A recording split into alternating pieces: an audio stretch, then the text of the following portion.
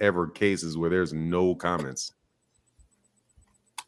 All right, what's good, blood? What's good? I think we live. Okay. All right, What's what's good, good? man?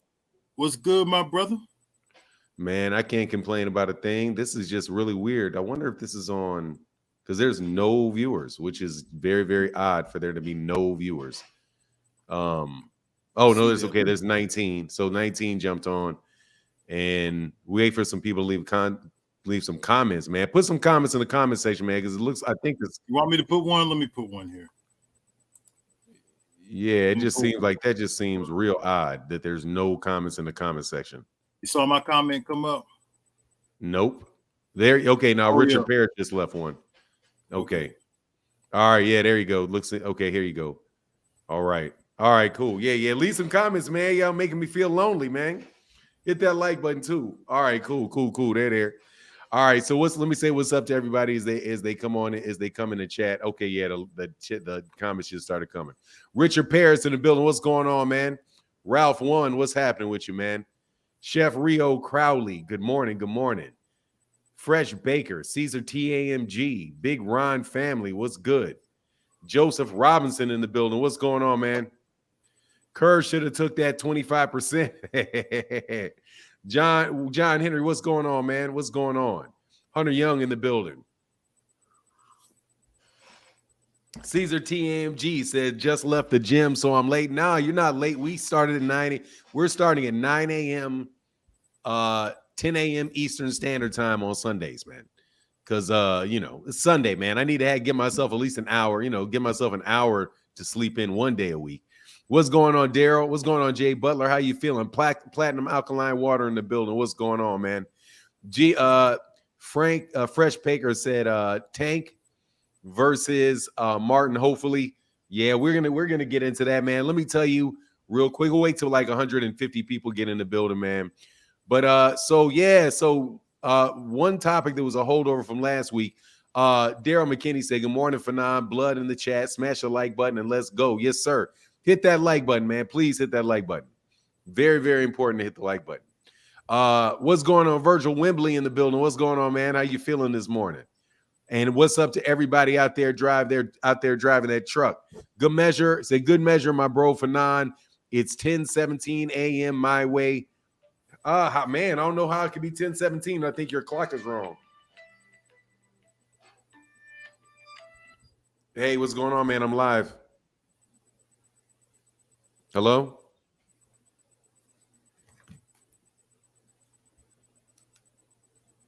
Yes, it's interesting. I don't know what's going on there. Sorry about that. Donald and now 68-year-old G Grant. What's going on, man? How are you, sir? Ray Patterson and Steven in the building. What's good? Daryl McKinney. Hey, I got to put this on mute. Blood, what'd you think? So what are you thinking is going on with this Frank Martin stuff, man? What's your take on that? Man, when I think about some of these fighters today, man, I think about the damn well Temptations, man. It's just their imagination running wild again on where they think they at. They on cloud 9 and they living in the psychedelic shack, my brother. Frank Martin had an opportunity, man, to get a belt. The WBC belt is on the line. Frank Martin has decided to pull out after already going as far as he did. Now, there's been a lot of ducking going on in boxing, but you have to take each case differently. The case with Terrence Crawford, for instance, right? We're talking about an established multiple weight champion. With Shakur Stevenson and Devin Haney, we're talking about an Olympic silver medalist and a guy who was already a champion at 130 pounds. So I think it's pretty unfortunate that we have guys who haven't even won any kind of strap whatsoever, and they're pulling out of fights. Now, we don't really know the reason why he's pulling out. There's been some rumors out there that he's going to fight maybe one of the other PBC fighters, maybe a Tank Davis or somebody like that. But I'm going to be watching to see who this guy fights next. And I want to see a big name. If I don't see a big name, I'm going to call it a duck. As of right now, if he has a better opportunity out there, and the only opportunity that I see that's better is Shakur Stevenson And I don't think that I mean, it's Tank Davis, my bad. Okay. Tank Davis. And I don't see that fight happening, brother. I don't see it happening right away anyways. So I don't know. I'm kind of thinking it might be a duck. I don't really like to tell fighters what they need to take because there's this thing that I always hold high value, and it's called self-worth. And sometimes fighters believe that they're worth more than what the negotiations are leading up to. They're not happy with the negotiations, so they pull out. I don't know the inside details, but I'm going to be watching to see what he does next. This is his opportunity. But you know what? It's boxing's fault in a way because the belts have been devalued. Before the internet era, if you got a championship shot, anywhere before the Floyd Mayweather era came into play, if you got a championship shot, you better take that motherfucker. Not now, though. There's so many belts out there. Even though on lightweight, Devin Haney has some of these belts tied up, these belts will be available again. Frank Martin knows he could get an opportunity later. So, with the devaluing of the belts, and the fact that PBC probably don't want to put one of their guys on the line against a top-ranked fighter, because I think that Shakur that's a risky fight for Frank Martin, vice versa, because I think Frank Martin's a good fighter. But if they lose that fight and then Frank Martin goes back over to the PBC, Shakur Stevenson go right back over to the top rank. So I don't know what to think, man. I don't know if I'm going to call it a duck yet. I want to see what's going to happen. I'm going to leave it at that for right now. I want to hear what you have to say. All right, man. So my take, first of all, George Woods in the building. Thank you, said Fanon and the chat room. Good morning. Spence win the next time out. Yes, sir, brother. Thank you for that support. And yeah, man, I can't wait to see that fight. There's some stuff going on with that as well. Let me get this other thing. Hey, thank you guys for your support, man. And where to go? Hold on 1 second.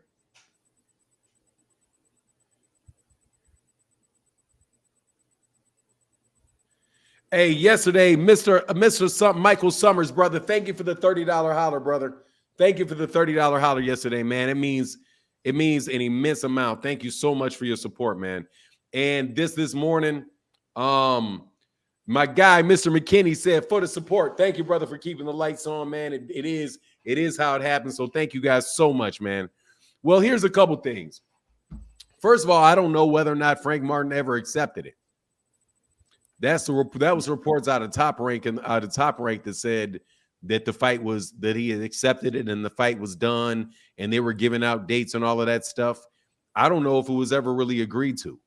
So to me, it sounds like it's kind of just the way that what's going on Ashley's Corner. And Ashley's Corner, you are also always welcome on OG Boxing Talk. I know you work, but you always welcome. So I don't know whether or not he actually took the fight or not. I know that there's reports out in the media that it was done and the date was done, but there's a lot of times and there are reports out there in the media that these things are done. And I don't know whether or not I just don't know whether it was done or not, because it's not like they made an official fight announcement, So I just don't know, man, whether or not the fight was ever actually done. But if we just assume that the fight was actually done, then my mind goes to, why wouldn't he want to take it? And for me, I think that's a fight, number one, that Shakur Stevenson is going to be heavily, heavily favored in. And it from a promotional look, the way that I know some of these networks could think, not necessarily Frank Martin, and I don't know if Errol Spence is in full promoter mode or not, but I don't know whether or not they're willing to feed Shakur Stevenson to a top rank fighter and say, yeah, take one of our best fighters and go over there to top rank and have him beat Frank Martin. And now they got one less fighter and Top Rank has one more fighter. And because I just don't know, man. Yeah, I just don't know. But if it's a matter of Frank Martin just saying, no, I don't want to fight him, right? Like, no, I don't want to fight him because I don't think I can win, then yeah, man, that's a bad look on Frank. I just, again, don't know because of the way that the media plays games with this stuff, where you've had like Mike Coppinger, I think might have been the one that originally announced that the fight was done. Shit, that dude announced that the Errol Spence Terrence Crawford fight was done like 6 times last year, and that shit wasn't done. So I don't know, man. They'd be interested to know, what the deal is from behind, from behind this, from behind the scenes. But yeah, it really just depends, because you just hear so many things in boxing that are just not true. Richard Perez said Fanon on another channel was reported that the contract was never signed. They say the contract was sent over to Frank the following day. He turned it down. Yeah, so I mean, I don't know why he would turn it down, but like it just depends on what what we're saying actually took place. If he doesn't like the money, it could be all kind of stuff, man. Kamal Oz said, salute to Coco Gauff for winning the U.S. Open. Yeah, man, she was a monster yesterday. Man, I loved it, man. I watched the whole match. Hell yeah, shit. She broke that girl down. Did her thing, man. She did her thing, bro. That girl was strong, though. That girl had a nice, got some power behind her. Yeah, she had a lot of power. The problem was, man, she punches at one pace. And once Coco Gauff got her timing down for it and knew what she was doing, man, that girl, she just wore her ass down. Just wore her down. That ball kept coming. Man, if you guys have any idea, man, how fast that girl is. Like, because, my daughter played tennis. I was around tennis for a long time. Man, it's really hard to tell from that television screen how fast that woman was hitting that ball, and how fast Coco Gauff has to be to play like that, man. It was amazing, man. Yeah, definitely. Virgil Wembley said, what if the contract, Richard Perez said, what if the contract reflects things that weren't agreed on in the negotiation? Wouldn't be the first time Shakur did that. I mean, I don't know, man. It's just going to make Frank Martin look bad any way it goes. Because if they send the contract over, if they put out there in the media that the fight is already agreed to, and the thing is they put that out, and I think they put out a date too. Is that right, Blood? Did they put out a date? They put out a date. Yeah, they had a date out there, a November date. So more than likely what happens is they didn't agree to that shit. And somebody leaked the date, and they leaked the contract details out probably before he ever even agreed to it, to put pressure on him to agree to it. That seems like much more the scenario with them than like, because why would he just, like, if a fight is already agreed to and then they both know they're going to do it and he pulls out like some weeks later, but the next day, Gaddix the Great said, both have to agree to drop the purse bid. They can ask to extend it. You want to explain that? I know the rule, but you want to explain that, Blood?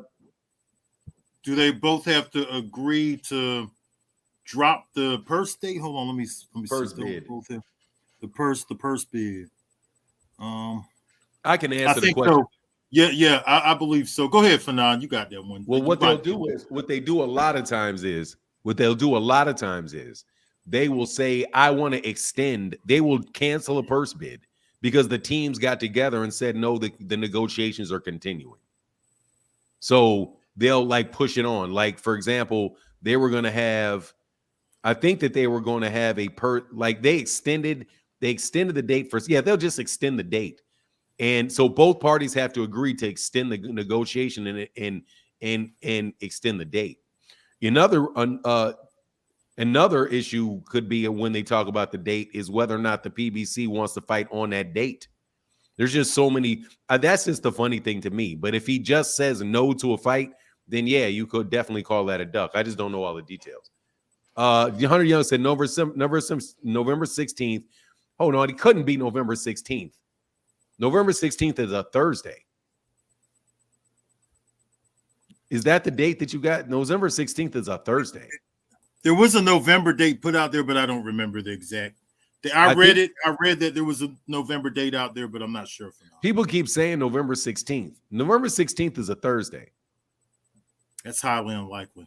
It's highly, highly unlikely. Let me look real quick. I'm pretty sure that's the date. I hope Money Brown can get up, man. You know these young boys be getting up late. Let me see. What's the guy's name? Shakur Stevenson. Would you? Let me ask you a question, Blood. If you were Frank Martin, if you were Errol Spence and Frank Martin, would you have Frank Martin take that fight at this stage in his career? Frank Martin is 28 years old. I think he should, man. This is for a championship belt, and this is his opportunity. If he really believes that he's better than Shakur Stevenson, I think he should take the fight. He's 28. He's got a shot at the championship belt. If he believes in himself, he should take the fight. And see, I don't know if he really believes in himself, or if maybe his team doesn't believe in him. Maybe it's just too risky of a fight. I don't really see what else Frank Martin could do other than that Tank Davis fight, though. We know he's not getting a Devin Haney fight. So I would say, yeah, take the damn fight, man. Take the fight, bro. That's what we're used to. It's old school. I'm an old school fight fan, so I'm used to seeing these guys fight when they're really young, right? Back in the day, lightweights, these guys would fight when they're in their 20s and stuff like that. So I would like to see him take the fight, man. Sweet Pea would have taken it. All the other greats would have taken it. So take the damn fight, bro. Gamble on yourself. Bet on yourself. And if you take a loss, it's not the end of the world. That's the problem with today's boxing, is that when somebody takes a loss, they think it's the end of the world and it's the end of the line for the fighter. And that's not always the case. Jamel Charlo's lost before. And look, he's in a big fight right now. Yeah, see, look, this is the report. Shakur Stevenson is once again seeking an opponent for his lightweight title shot. Stevenson was slated to fight this is Mike Coppinger, though. I'm telling you, Mike Coppinger's shit can be real. Like, before, I would never have said just, when somebody's this definitive what they say, but Mike Coppinger is. I don't fuck with Mike Coppinger. Yeah, Mike Coppinger fucked so much stuff up last year. It was ridiculous. Top rank officials say that they, along with the PBC, see right there. I'm sorry, this is how I read this shit. You got to be very careful along with what fucking Mike Coppinger says. Top rank officials said that they, along with the PBC side, notified the WBC on Tuesday that a deal was reached for the WBC lightweight title fight, which canceled the purse bid scheduled for that afternoon. Top Rank said it sent the contract over to the PBC the following day, but was later informed that Martin was no longer proceeding with the fight. Martin was set to earn a career-high 7-figure payday per sources. The fight was slated to headline on ESPN on November 16th, which is a Thursday.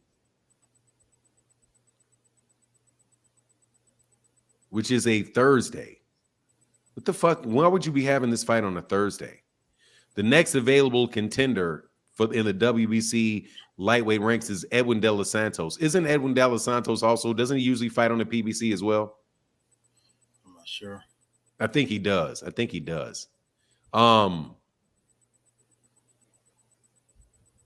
have got the date wrong too, for now. He could have what? That could be a mistake on the date that they placed in there. Yeah, it could be a mistake. But so Top Rank said that the PBC agreed to it. Top Rank told their own network that. It just seems very funny. That seems funny. But the next day he says no, he's not going to proceed with it. Man, maybe the only other thing, like I could say, which provided he actually accepted it. I think what you're saying about being able to fight Gervonta Davis and those guys keeping those fights in house is probably the most likely. It's probably the most likely thing. That's what I think it is. Because if he's passing up $1 million, if what he's saying is true, and he gets an opportunity to fight Gervonta, that's probably be a better fight for him than for Gervonta. And it's better for the PBC. It's better for Showtime, because Showtime, at Showtime's aired all of Frank Martin's fights. So I don't know, man. It's interesting stuff, man. I think that's a lot of politics mixed up in that. Hey, Kamal Oz said Haney is holding the belts hostage at 135. No idea why the Frank Shakur is off, but it wouldn't surprise me if the WBA orders Frank Tank for a soon-to-be vacated belt. Edwin DeSantos is the next man up. Corporate media is anti-PBC. That is a very likely set. That it's just going to be interesting to see how that plays out. But just naked without him having any other opportunities that we know of, any other opportunities. Yeah, I would have to say that. That would definitely fall into the big duck area. Sim the Traveler says Shakur wants to shut up Edwin De Los Santos first. Edwin De Los Santos is a good fighter, man. If you watch Edwin De Los Santos, and Edwin De Los Santos is a PBC fighter. Have you seen Edwin De Los Santos blood? The name sounds familiar, but I can't think of who he is right off. I think he's a lot of these guys I've seen, but I just don't remember Edwin their name. De Los Santos was the guy that knocked out Rayo Valenzuela. I'm pretty sure Edwin De Los Santos is the Dominican. Valenzuela. Yeah. I know who you're talking about. He sparked Rayo Valenzuela out. Yeah. Mm-hmm. I remember that. Yes. Yeah, Edwin De Los Santos is a good fighter, but I want to know why Lomachenko can't take the fight. What do you think about this? Like the fact that Frank Martin is like number 3 in the division, number 3 in the WBC, but the PBC, but Top Rank isn't making a fight between Shakur Stevenson and Vasily Lomachenko. Well, if he's number 3 in the WBC, he needs to move down the ratings, man. That's what I think. I mean, Top Rank, man, I don't know what to say about these promotional outfits, man, because it's not only the fighter that's taking a risk. They don't want to take a risk either with their fighters and things like that. So, yes, sir. It's hard to really define why these fights are not being made, man. It's hard to define without the contract sitting right in front of us. Yeah, it is. Who would you have in the fight between Shakur and Frank Martin? Shakur. Yeah. Shakur Stevenson. I like Frank Martin, man. He's fundamentally sound. I like the fact that he uses like just basic. He has a basic skill set, but he's got good power. He's got really good speed. He's not really extraordinary at nothing, but he's got he's a solid all-around fighter. He'll like to do things like parry and counter, and he catches a lot of punches too. He uses his elbows a lot to catch punches and things like that. But Shakur, he could fight on the inside. He could fight mid-range, long range. I think Shakur's superior speed because Shakur has extraordinary timing and hand speed. And I think that that's going to make the difference in that fight. Yeah, it's big, man. Experience, too. Experience is a factor, too, because Frank Martin, he got involved late from what I'm hearing. He didn't get it. Yeah, I don't think he picked up boxing until he was like 17, 18. Yeah, so that's pretty late. That's pretty late compared to Shakur.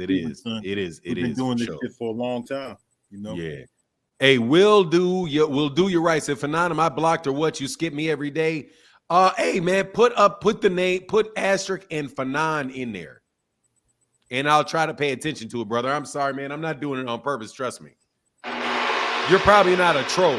So since you don't troll, you have like troll bias. I have troll bias sometimes, and sometimes give dudes a little bit more too much attention. You know what I mean? So my bad. Hey, we'll do you right. Thank you for your support, and I will make sure that I keep my eye out for your comments. Thank you, sir. Daryl McKinney said, hey, thank you, brother, for the big time support. Said the hitman Thomas Hearns is my brother-in-law. He was honored by Blood's posted picture when I showed it to him. Salute, Bud. Hey, man, you made it, Tommy the Hitman Hearns, dog.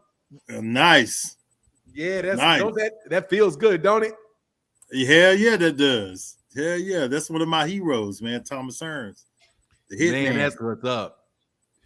Yeah, dog. Look, yeah, man. Castle, hey, man, he's one of the best, man. God, dog, that man could go, bro. Man, I love Tommy Hearns, man. Tommy Hearns is somebody that grew on me like after I thought he was the bad guy because I was like more like Sugar Ray Leonard. But as time went on, I was like, Sugar Ray Leonard is a bit of a bitch. So my dad would say that shit to me all the time. My dad would be like, my dad would always he called Mike Tyson a punk. And Mike Tyson's a punk. He'd never liked Mike Tyson. And he would be like, My dad couldn't stand Mike Tyson. He always thought Mike Tyson was a punk. He's like, Mike Tyson's a punk. He's like, basically was like, yeah, as soon as somebody hits him wrong, he's gonna quit or some shit like that. He said about him, but never liked him. And he didn't like Sugar Ray Leonard. He didn't like Sugar Ray Leonard because he don't like OJ. Because them dudes might like they would, man. My father and my father, my uncles, my father's friend, man, they would be calling people Uncle Toms in a minute. They'd be like, man, I can't stand OJ. OJ's a Tom.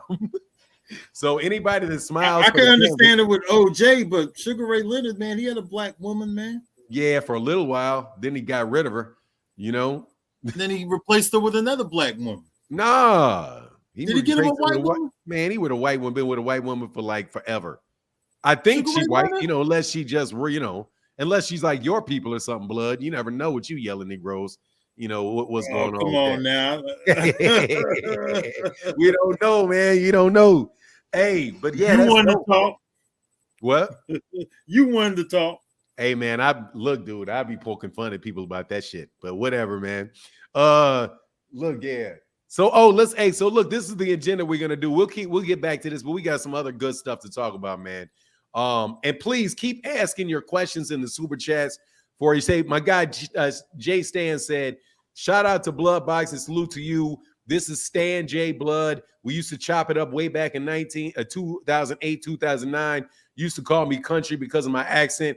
I was big on Paul the Punisher Williams. Yeah, man, I was big on Paul Williams too. I think I remember Stan J. I think I remember, man. Shout out to you, brother. It's good to see you. It's good to see all the people from back in that era, man. You got 2 more days, huh? 2 more days before what? Before your ass is 50. No, I'm not 50 until October 2nd. I got 3 weeks. I got 3 weeks, baby. Yeah, I got 3 weeks, old guy. I got 3 weeks, old guy. You guys in your 50s. Yeah. You guys in your 50s. I don't know what it is about you old guys in your 50s. I don't know what it is, man. Something about it, brother. But hey, man, once you get, you know, when you hit 50, though, you know what you got to do. Got to go to that doctor. Well, you probably, I don't know if you already go. You got to go to that doctor.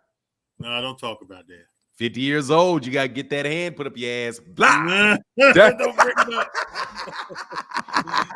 Yo, my dad is always saying, hey, you got that done yet? Huh?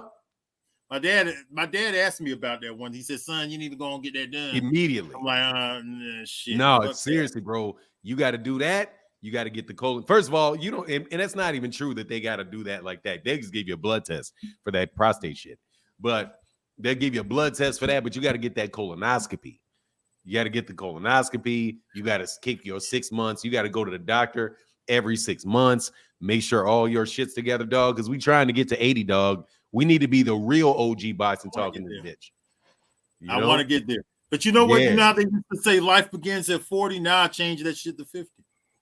Now that I'm 49, kicking 50 in the ass, I'm like, now life begins at 50. Yeah, man. Yeah, and don't get killed by one of them young gals, because I know you ain't married. So make sure when them young girls don't give them a heart attack, dog. 40 and above, dog. Don't let them little 30-year-olds kill you, dog. They may try to get to your pocket, dog, and they gonna try to put you in the ground as fast as they can get you there. Look. Oh, that's dope. What's that? The boxing news? Oh, that's dope, man. Boxing Illustrated. Yes, 1965, baby. Yes, sir. So look, man, we got this agenda. First thing we'll say, Bomac arrested, because we didn't get to talk about this last week. As you guys know, Brian McIntyre,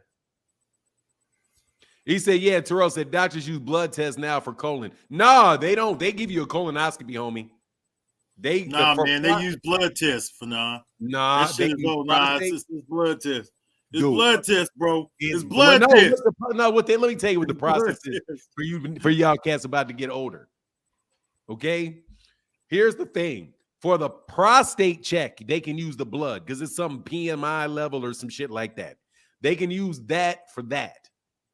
But the colonoscopy, they gonna go up in there with a camera and microphone. They knock you out. You completely gone. You the night before you can't eat, and they give you this. They give you this system. They put something in your system that completely flushes your system out. And then when you get there, they knock you out. and they go in there with a camera. And if you got any like little polyps or things like that in there, they get rid of them while they doing it. And then you wake up and that's it. That's it. But you got to, and then provided everything's okay, you got to go in another 10 years. That's the process. Old ass man. And I'm past that shit. I ain't got to worry about it again until I'm 60. So good luck, brother. But you got to do it, dog. You got to do it. You got to do it. You got to do it, dog. You got to do it. You have to do it. You have to do it. And I'm going to harass your ass till your ass does do it. But anyway, let's get back onto this. Somebody says y'all spreading false information. Of course, that's what everybody says. Y'all, Crypto Chris, y'all spreading false information out here. Haney was the one that sent Shakur the contract for Undisputed. So how's Haney ducking Shakur? Watch this. Haney dropped his belt and didn't fight him, and there was no contract sent, and he priced himself out, and I said so. So you can live with all of that. If you don't want to defend your belt, you can call it a duck. Duck is a very subjective term. Caesar TAMG said, I just did it to mess with the Devin Haney fans, tell you the truth. Caesar TAMG said, do you think PBC is freezing Shakur out for talking spicy? You want to take that before we get on to the Bomac stuff? Do I think the PBC is freezing out Shakur? I don't think so, man. I just don't think the PBC wants to take a risk with Shakur Stevenson. They don't want to bill Shakur Stevenson. Shakur Stevenson is a top-ranked fighter. So they're not going to put one of their fighters on the line. It's as simple as that, man. There's no plan in place to freeze out Shakur Stevenson. There's nothing that's not what the intention is. They didn't draw up something and say, hey, let's freeze out Shakur Stevenson. That's not what's going on.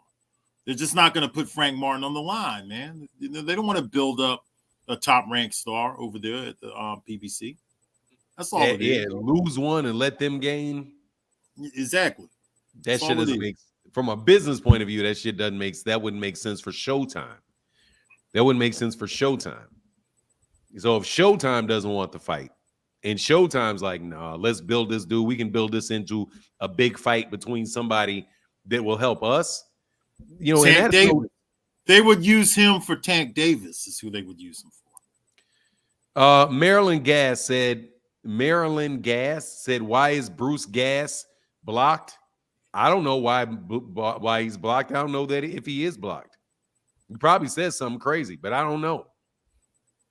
If you since you got the same thing, just go ahead and that's Bruce's wife. Is it? You know Bruce Gas? I know Bruce Gas, yeah. Is he likely to get kicked out for saying something crazy? No. Okay, hey, Bruce Gas, there's a link. I'll tell you how to get unblocked. Here's a link to the chat. You do not have to get onto the chat for this to work. Okay? Since Blood vouches for you, you do not, all you have to do is click this link. I'm not going to put you in the front where you'll be seen, but you got to give me a link to your YouTube page. That's all you have to do. And the way you get your YouTube page is if you're on YouTube, you go to that icon in the upper right-hand corner of your screen. You click that, and then when you have a drop-down menu, it'll say your channel. When you go to your channel, copy the URL. You put the URC, Bruce Gas, put the URL in the private chat, and then I can unblock you from there, Bruce. I see you here. Just go into the private chat. Leave it in the private chat, and I'll get you. Kamal Oz in the building. Kamal Oz, what's going on, Kamal Oz? How you feeling today, brother? Hey, salute Blood Boxing. Salute Fanon. How are y'all this morning? What's up, man, Kamal? I'm doing well, brother. How are you this morning? I'm doing presented. Beat Serena Williams' record in terms of the youngest to win the U.S. Open. So Coco's the next superstar. So proud of her coming back. She lost the first set badly, and then she came back to win it in 3 sets. So I know we're boxing over here, but we got to amplify the outside kind of news as it goes to it. Wouldn't surprise me, man. Corporate media, brother. I got to correct you. Yeah. Did not break that record. That record is Tracy Austin's, and Tracy Austin got it when she's 16. Okay, I read somewhere that she broke Serena Williams' record. That's what I read today. She's 16. Tracy Austin was like 16 when she won that. But she won it before Serena did, right? She won it.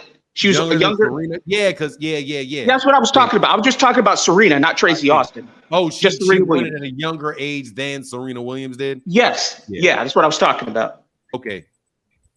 Yeah, so she broke Serena Williams' record. I wasn't mentioning Tracy Austin. Hey, but look, man, it doesn't surprise me that corporate media is going to take another shot at the PBC. We know that ESPN has fired a lot of people, including people like Todd McShay and just a ton of people that they have. They're clearly cutting back on their expenditures. There's rumors that Disney's trying to sell off ESPN. They've reached all kind of settlements with on-air personalities to get them off the air. So first of all, it wouldn't surprise me if the contract or the offer was kind of bogus in terms of really low money to fight Shakur Stevenson. It also wouldn't surprise me, man.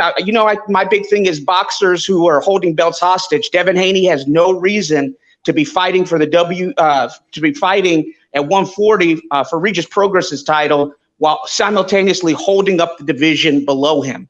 He can't make the weight. He struggles to make the weight. He looked like a skeleton in his last weigh-in. Drop the belts. Drop the belts. You're not very active in terms of defending those 135 belts.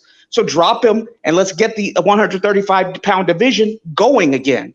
So two things. Wouldn't surprise me if there was low money to Frank Martin. I'm not sure. I wasn't there, period. And then it also wouldn't surprise me if the fight was never agreed to and corporate media, especially Mike Cappinger, who has a clear conflict of interest being under the same umbrella as ESPN and Top Rank, is going to spin it however it makes his employers look good. So anything you say that he says will be taken with a grain of salt.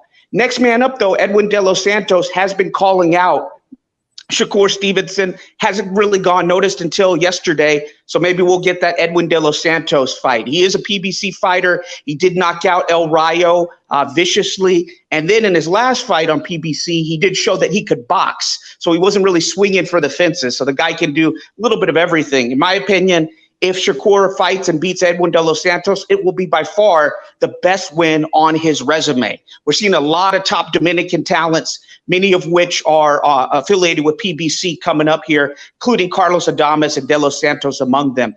Blood, I wanted to get your thoughts because I wasn't sure if I heard your thoughts. To me, Alexander Usyk got knocked out by Daniel Dubois. The punch was right on the belt line. Usyk doesn't like body work because if you looked at the Anthony Joshua fight, that same referee didn't let Anthony Joshua's body work go through. He was protecting him. So the thing to know is that same referee that was biased against Dubois was also in one of the AJ Usyk fights, and he was also biased against AJ. And to me, I like Usyk, but corporate media has been hyping this guy up. I've watched him since he was the World Boxing Super Series. His fight with Maris Bradis was probably the most competitive. It could have gone 115, 113 either way, and he gets hit a lot. So corporate media is trying to make it out like he's this defensive wizard who it's impossible to hit. It's not true. He's a great boxer, but he can be hit, and he doesn't like it to the body. So blood boxing, and Fadon, if you want to go into it just real quick, want to get your thoughts on that Dubois, Usyk, and the ramifications from that, and the fact that he is vulnerable to the body with the right opponent. Thanks. I'm out. All right, man. Kamal Laws. Yeah. I do believe that the punch was legal, that Dubois hit Usyk with. And the way I see it, the referee, he took it easy. I think we did talk about this a little bit, Fanon, last week. But the referee, again, gave Usyk all the time in the world. And he did show a little bit of bias towards Usyk. I think that Usyk is moving on in years. He's looking a little bit older. He doesn't look as fluid as he did when he was a cruiserweight. I know he's gotten heavier. He's in the heavyweight division. He's past 35. He's like 35 or 36 years old now. He's had a couple of surgeries. He's becoming an older fighter, man. And he's not as good as people make him out to be. He's a rare southpaw heavyweight, so it always helps to be a southpaw in the heavyweight division as well. But the way I see it, man, I just would like to see him fight Tyson Fury and call it a day, man. Just get in there with Tyson Fury. I don't really have much to say about it other than that, man. We talked about it. I think Daniel Dubois should have been awarded the championship, but, hey, who am I? Daniel Dubois quit, man, So I'm not going to defend a quitter anyways. Man, fuck Tyson Fury. I can't stand, man. Tyson Fury is a bitch. I do agree, Fanon. I do agree. Man, that shit with Francis, this shit with Francis Ngannou is so bad. It's terrible. This shit is bad. Bad. It is bad. I agree. It is such a terrible, terrible look. Hey, Mr. A Creative Mind in the building said, you and Blood, great content. Love it. Unadulterated truth. What's up, unadulterated truth? How you feeling, brother? What's going on with you, man? Man, he's the worst. My take on that thing is, look, man, Alexander Usyk may have got back up if they had called it a knockdown. I don't know whether he would have stayed down there or not. I've seen a lot more suspect punches not called low in my life. So I've seen shots much lower than that and consistently land around there in fights. Consistently land there. And they didn't say anything about it. To me, it's kind of like some of these shots, like, matter of fact, even like when I watched the Billy fight, I watched it this morning. Man, a lot of them hooks came around the back of that dude's ear, man. Landed here or here, right, borderline behind the ear from Billy on Nicholson. But dude, they're not calling that shit in real time, man. Them niggas ain't just stopping the fight, be like, oh, that's borderline, that's close. They clean shot, and I think Usyk really sold it by all that stuff that he did. He sold it, man. Yeah, he sold that shit. Yeah, then the ref gonna take a couple extra seconds and be like, hold on, don't come out yet. He's like, I'm ready to go. No, stop, take some time, take some more time. Like that thing right there, it bothered me. But at the end of the day, man, I ain't necessarily all that sold on. I'm not all that sold on Daniel Dubois. And again, yeah, I agree 100%. I want to see Usyk and Tyson Fury just get with it, just do the fight, because this thing is. And again, that's close to what's going on with Frank Martin and Shakur Stevenson. What do you expect what do you expect to take place when you have people like MONNIE Brown in the building? What's going on, MONNIE Brown? Man, oh geez, I apologize. Man, what's going down? Man, chilling. I know you young ass dudes, man. Gang. Nah, you called it. You called young it. Ass dudes. That's all right, man. We here. He's the young OG. What'd you say? He's the young OG. Yeah, man. Good to see you, MONNIE Brown. How you feeling this morning, man? Man, I'm doing all right. Blood, what's going down? OG, what's going down? Hey, man, chilling, bro. Good to see you, my brother. Man, I woke up, I say, man, they gonna wring my neck, man. It's all right, man. We out here chopping it. We're here chopping it up. But now you should get his take on that Frank Martin. I'd like to see. Oh, we will. Let me just.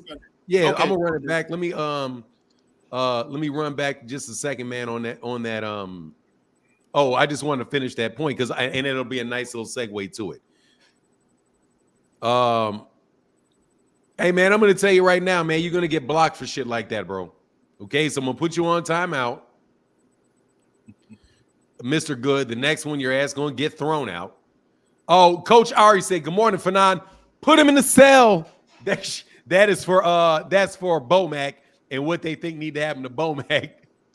Coach Ari, what's up, sister? And Kamal Oz said, Tyson Fury says he wants to fight John Jones next. Yeah, that shit's terrible. That shit's flat fucking terrible. But what do you expect guys like Shakur, these young guys, to do when you got Tyson Fury acting the buffoon Tyson Fury's acting? And you see what they're doing at light heavyweight with light heavyweight between, and this is one of the comments that we got on the agenda, what's going on in light heavyweight between Beterbiev and Bivol and the WBC and Top Rank, that garbage, where you literally have undisputed fights, and they're fights that definitely should be made, and they're coming up with every reason in the world not to do it. But then you got to tell somebody like a Frank Martin or somebody like that, like, yeah, man, you're a duck if you don't jump in there and take a championship fight when the champions ain't taking championship fights. But that's anyway, that's my deal. So, hey, but MONNIE Brown, man, let's back this up a little bit and get to the original portion of the conversation. What's your take on what's going on with with Frank Martin and Shakur Stevenson? Well, when you look at the situation, right, we know boxing is a business, right? But see, this is what people not gonna understand, right? Because fans just want to see fights. But when fighters looking at a fight, there's the dangerous fight. And we see how fans do fighters that take a loss. We just got to be real here. So if I get into that ring and I'm gonna take my first loss, right? And I haven't experienced being the champion yet, and I know how people go look at it and things of that nature. But these dudes are looking at boxing as a business more nowadays, to where they're looking at certain fights as big risks.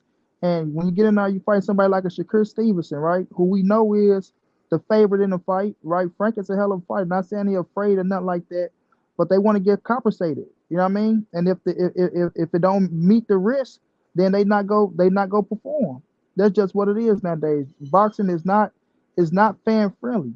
So for us, people saying they want to see I want to see the big fights, or I want to see this, I want to see that. That's why when you get the big fights, you better cherish them. So it's not fan friendly nowadays. It's not the golden era of boxing, the Sugar Ray Leonard them back then, and even they wanted their money. But when you look at the situation now, these dudes want to be compensated, right? So not saying that they wrong, but with the Floyd situation and him saying currency over legacy and things of that nature, they listen, they pay attention, so they feel like they putting their life on the line. But now, right? I thought we had the fight. I'm gonna be real. I was happy about the fight. I thought we had the fight. I didn't see them pulling out the fight and things like this. But nowadays, with these young fighters and instant gratification, and you seeing your peers or a fighter younger than you with millions of dollars, and we know how what I'm saying, young black fighters is nowadays. Everybody want to shine and things like that. So when they see your counterpart again, millions of dollars, and then they come to you with something like, oh man, I can make that fight.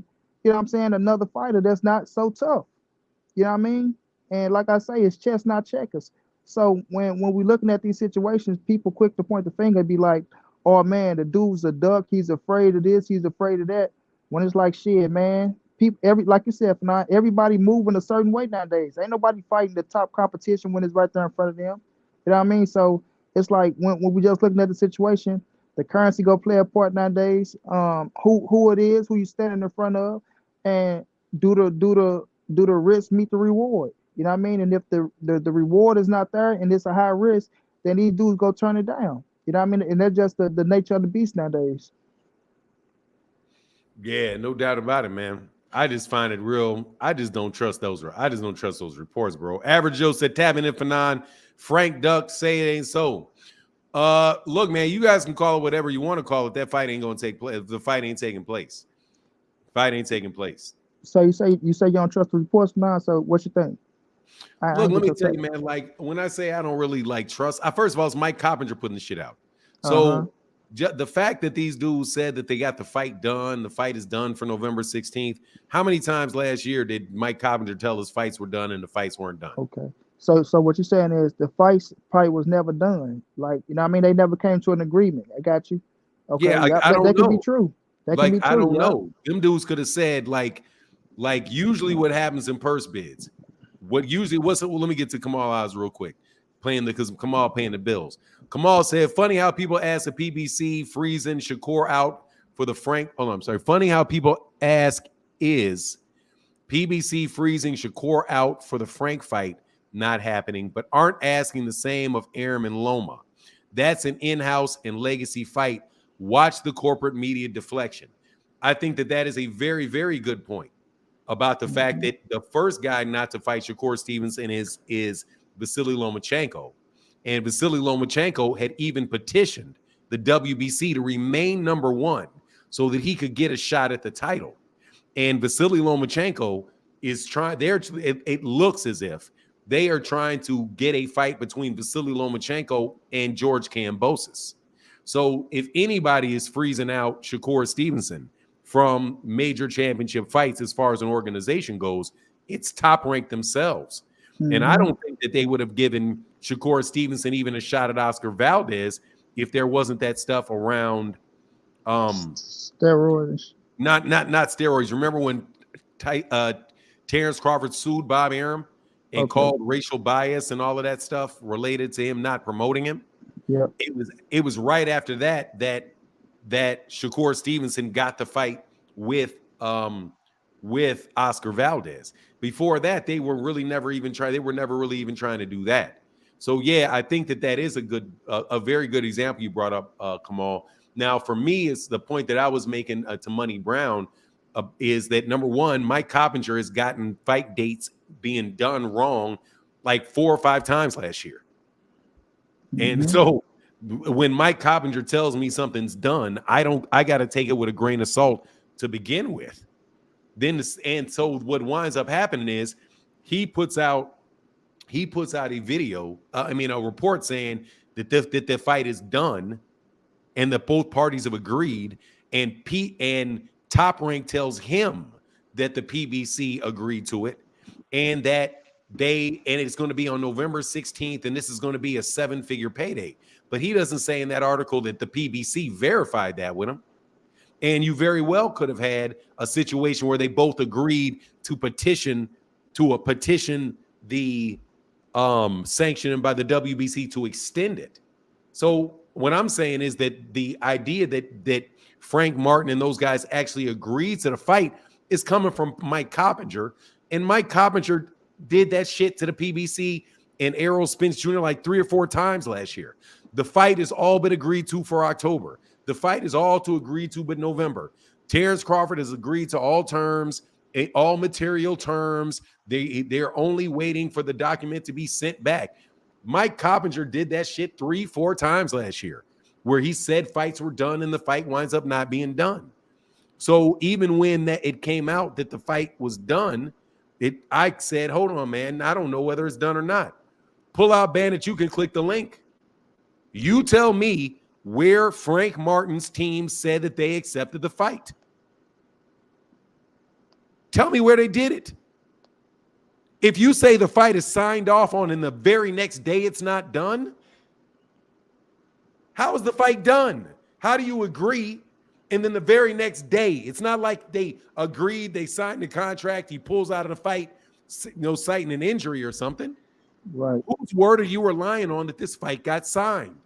Because if you sign a contract, you just can't pull out no damn fight like that. You legally bind it. Then you sign the contract. Even Mike Coppinger said they sent the contract the next day, and that they didn't agree to it the next day. So how do you know that they actually agreed to everything? Who's the person that told you? Mike Coppinger. That's the only person that told you. Now that doesn't keep you from saying it's a duck. If you want to call it a duck, you can say, well, he didn't accept the contract. That's a duck. Cool. All I'm saying is I don't know whether he ever accepted it. I don't know if he ever did. The only person that said it was Mike Coppinger. And how many days was it between the time that he said that the deal was done and he said the deal was not done? 2 days? 3 days? How do you know that they didn't? They said that they agreed to something in terms, and then when they send it, that is what they actually agreed to. So I'm telling you that I don't know these things, but I'm not going to take what Mike Coppinger says and ESPN says at face value about a fight between them and the PBC. And again, anybody would like to debate, click the link on it, because I can definitely show you multiple examples of ESPN saying that fights are done that are not done.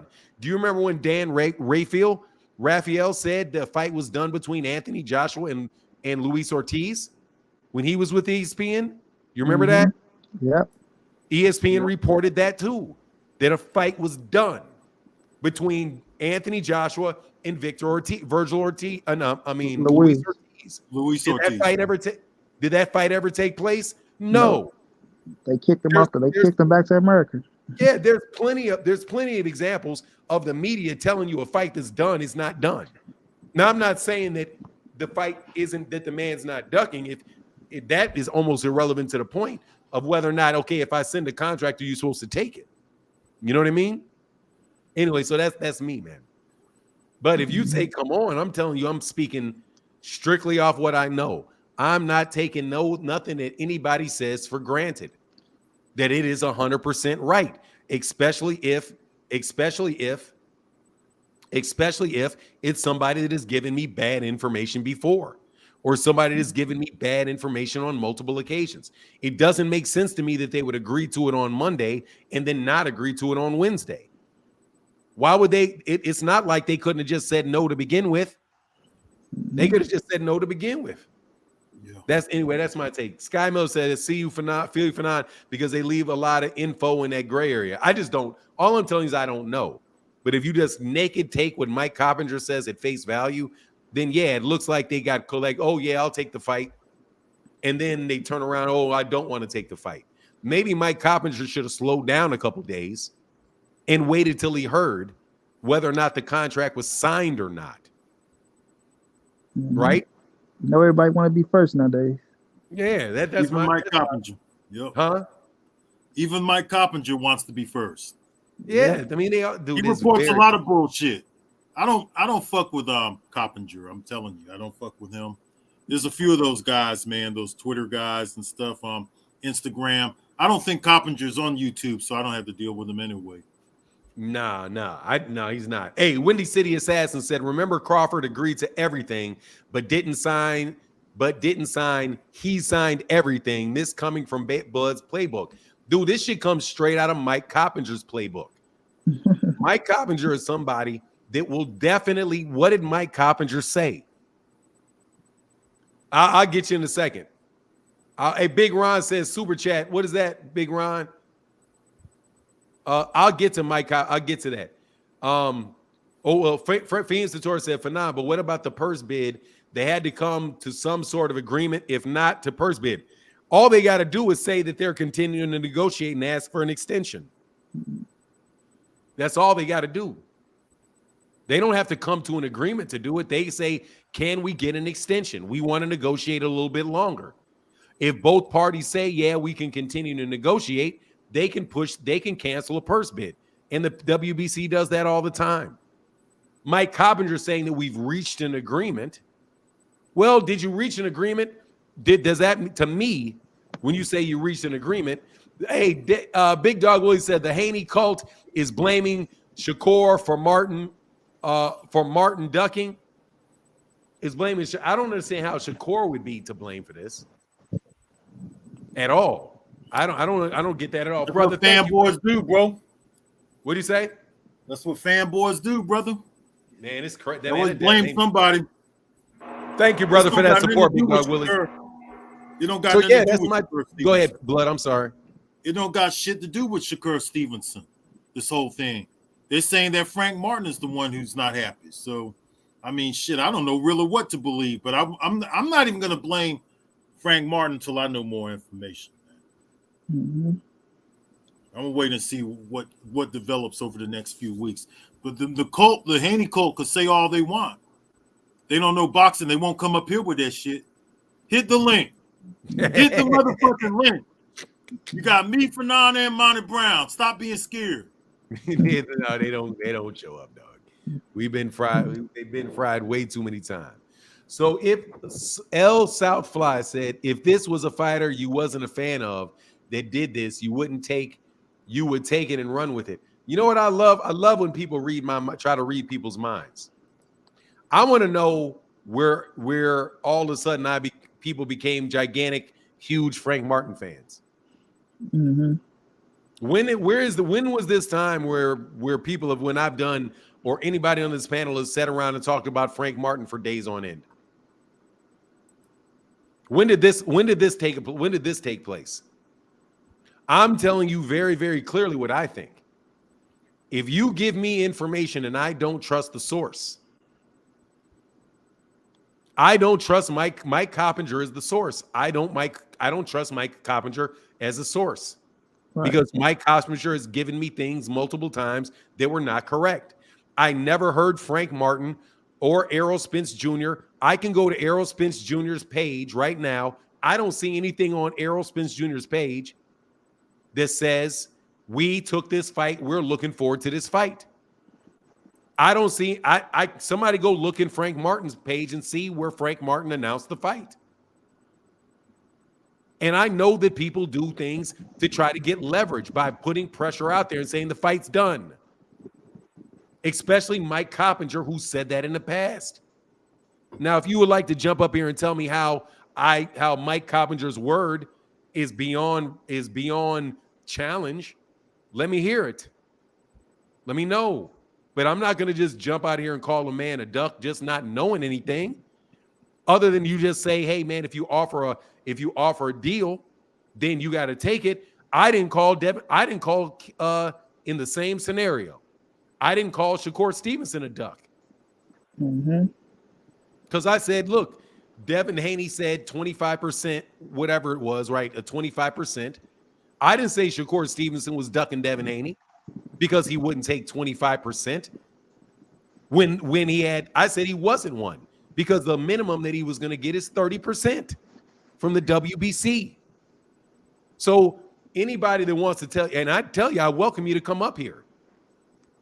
If I don't call Shakur Stevenson a duck because he didn't accept an offer from Devin Haney, it's nothing wrong with me saying that I don't know if Frank Martin ducked Shakur Stevenson if I don't know what the deal was.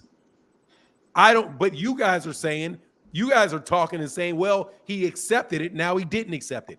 Unlike Terrence Crawford, I never heard Frank Martin said he accepted the deal. Now I'm going to get the super chats, my bad. So how do I know that he accepted it? The only person to tell me that he accepted it is Mike Coppinger. I'm sorry to put a fork in your shit, but it is what it is. Real quick, hold on a second. Hey, Big Ron in the building said, I sent a $10 holler after Kamal Oz. My bad. Big Ron family in the building said to get these big black fights. I almost want to say pause after that. To get these big black fights, we, the consumer, have to start buying them when they happen. Like Errol said, we got to show people in the suits they can sell. What's your thoughts on that, blood boxing? Hold on, let me come off of pause here. Let me see. To get these big black fighters, we the consumers here start buying them. Like Errol said, we gotta show the people in the suits they can sell supporting the black fighters and showing them basically that that we're gonna buy their pay-per-views. Is that basically what he's trying to say? Yeah, absolutely. Let me read it again. To get these big black fights, the fights between black fighters like Frank Martin or Gervonta Davis, Shakur Stevenson, right? We, the consumers, have to start buying them when they happen. Stop stealing them. Like Errol said, we've got to show the people in the suits, which means the people that are with the networks, the promoters, all of those guys, that these fights will sell. If you want the fights, you gotta buy the fight. I'm gonna tell you what I think about it. I think that they don't give us enough of these fights. They give us too many bullshit fights. So because of that, the hardcore fans went away from the sport years ago. The ones who were buying the pay-per-views and things like that. A lot of the guys who were buying the pay-per-views don't even know how to live stream. They're just tired of the sport. And these new fans, they know how to live stream. They're the ones who know how to live stream. They're the ones who's computer savvy and all of that kind of stuff. So to attract the old school fans, the ones who are going to buy the fights, man, you got to give us more of these fights. Stop putting on bullshit pay-per-views, because for a while they were giving us pay-per-views that didn't even make sense. Some of these pay-per-views were not pay-per-view worthy fights. So when you got all these belts out here, all these different guys calling themselves the A-side, the champion, you know, people don't watch boxing as much as we do. They don't know boxing as much as Fanon and Monty Brown. So the people are thinking like, why should I pay for this? Why should I pay for this fight? Is this even the two best guys that are fighting? They got to give the consumer more. I think they got to give us more. That's what they have to do, because they don't do it enough. So when these guys do finally get together, like a Errol Spence and a Terrence Crawford, you know, outside of us, the The hardcores, people don't know who the hell these guys are, really, outside of the hardcore. They did a little bit better of a job with Errol Spence and Terrence Crawford because ESPN promoted that some. But like Shakur Stevenson and Devin Haney, nobody know who Shakur Stevenson and Devin Haney is outside of us. If I go out right now on the street and start asking people, hey, man, you going to watch that Shakur Stevenson, Devin Haney fight? They just signed the fight. Ain't nobody going to know who the hell I'm talking about. They don't give us enough of those type of fights. And the people who are looking at boxing the most are people who know how to live stream. And people are not buying these fights, man. How much money did – I heard a number that Terrence Crawford, maybe Monty Brown knows this. How much money, Monty Brown, did they lose to the live stream? Wasn't it millions of views that they could have had if people weren't live streaming these fights? Well, I didn't really see the number that they lost, but you can only go off of what you sell. You know what I mean? So I didn't see like what they said. X amount of people streamed the fight. So you know what I mean? I heard millions of people streamed that fight. Millions of people. They lost lots of money because a lot of the people who are in tune to boxing now are computer savvy. The old school fight fans are gone. The ones who used to pay for the pay-per-views or are used to paying for the pay-per-views. Like my father, for instance. My father used to always buy pay-per-views. My father was buying pay-per-views all the way up until 2008, 2009 or something like that. When they started giving us these shitty fights and we're not knowing who the best fighter is and fighters ducking each other and I'm the A side and all of that stuff, the hardcore fans, the ones who did spend the money, went away from the sport. And then you had that Manny Pacquiao-Floyd Mayweather fight that people waited 6 to 7 years for, and it ended up being a glorified sparring match. So the people who who ready to spend the dough, the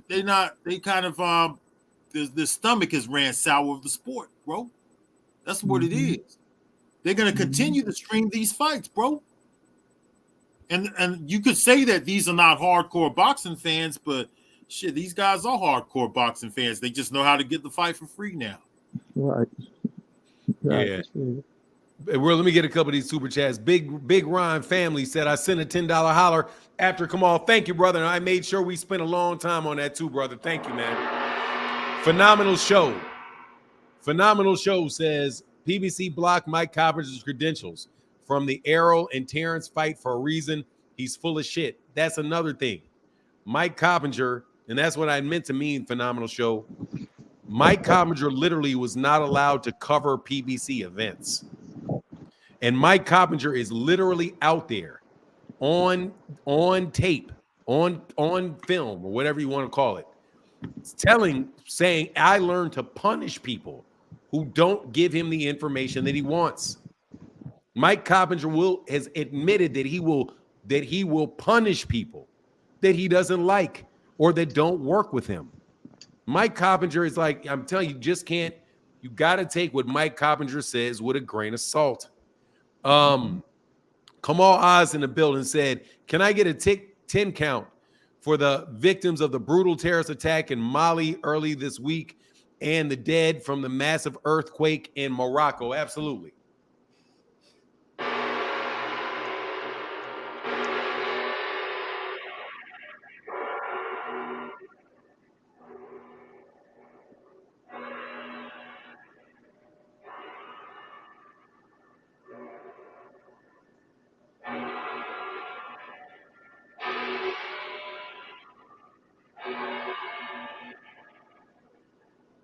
All right, Kamal, that is from Mali. I don't want to group two different people. I don't want to group two people. So here's the 10 count for the earthquake in Morocco.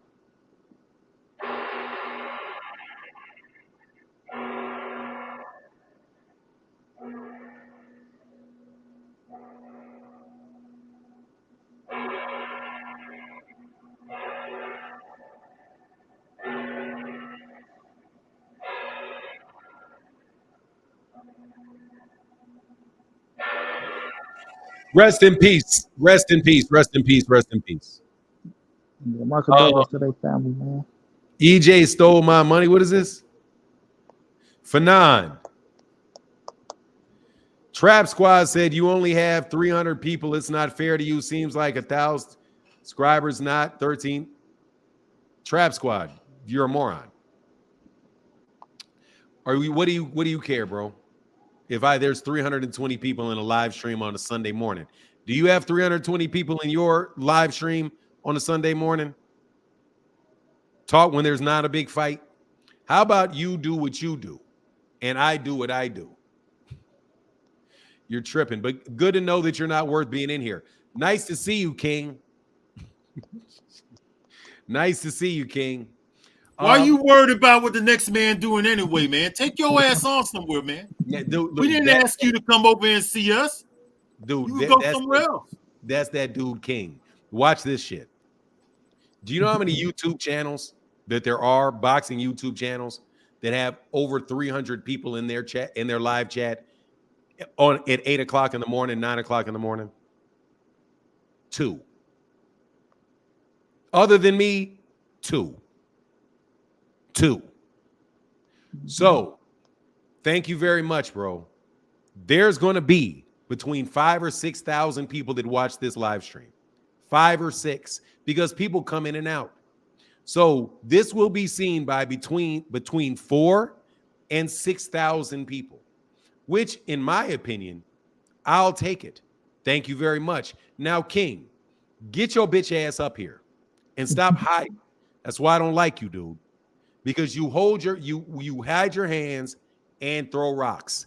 Getting that from everything boxing. Very few people can do that. Thank you very much. And it's Sunday morning with no fight on. Now, I would very, very much like for you to put a live stream up on your channel and see if you get more than 2. Yeah, I'd love to see you get more than 2. However, as I explained, 300 people, I'll take it. Because you know what people do? They do this.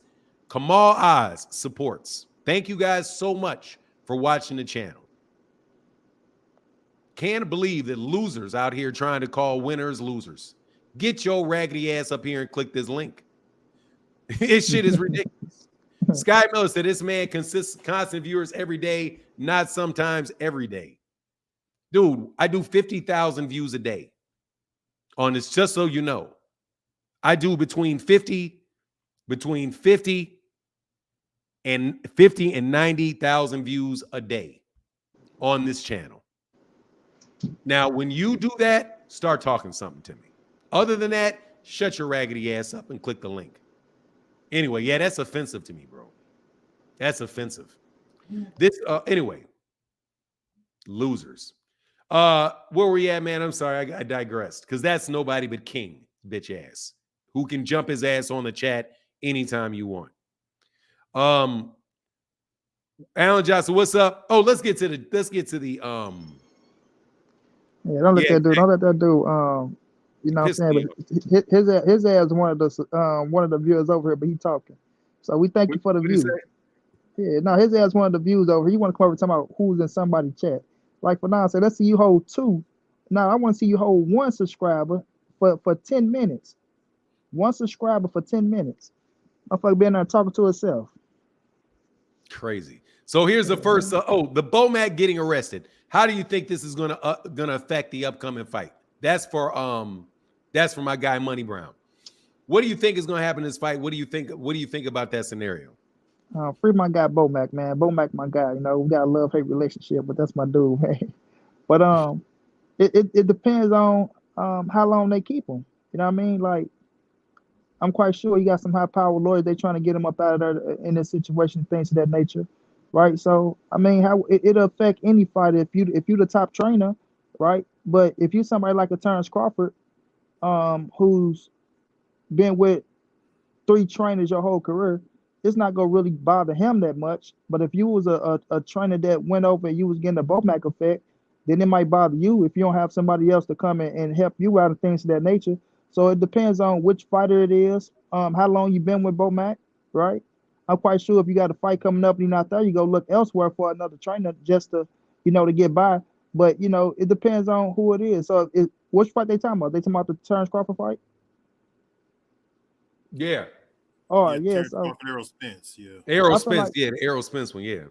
I feel like Terrence Crawford is seasoned enough to know what he have to do in that ring. Like a Floyd Mayweather or Canelo or you know what I mean? Terrence Crawford is a special individual. So it's not gonna affect the fight that much for his game planning, right? Motivational wise, having Bo Mac out there, seeing, another set of eyes saying something, right? But for us going in there and Terrence Crawford being Terrence Crawford, I don't think it affect him that much, right? He's not one of them fighters um that's I'm not gonna say coach driven to where it's like, oh man, I need my coach or I won't be able to do this or that.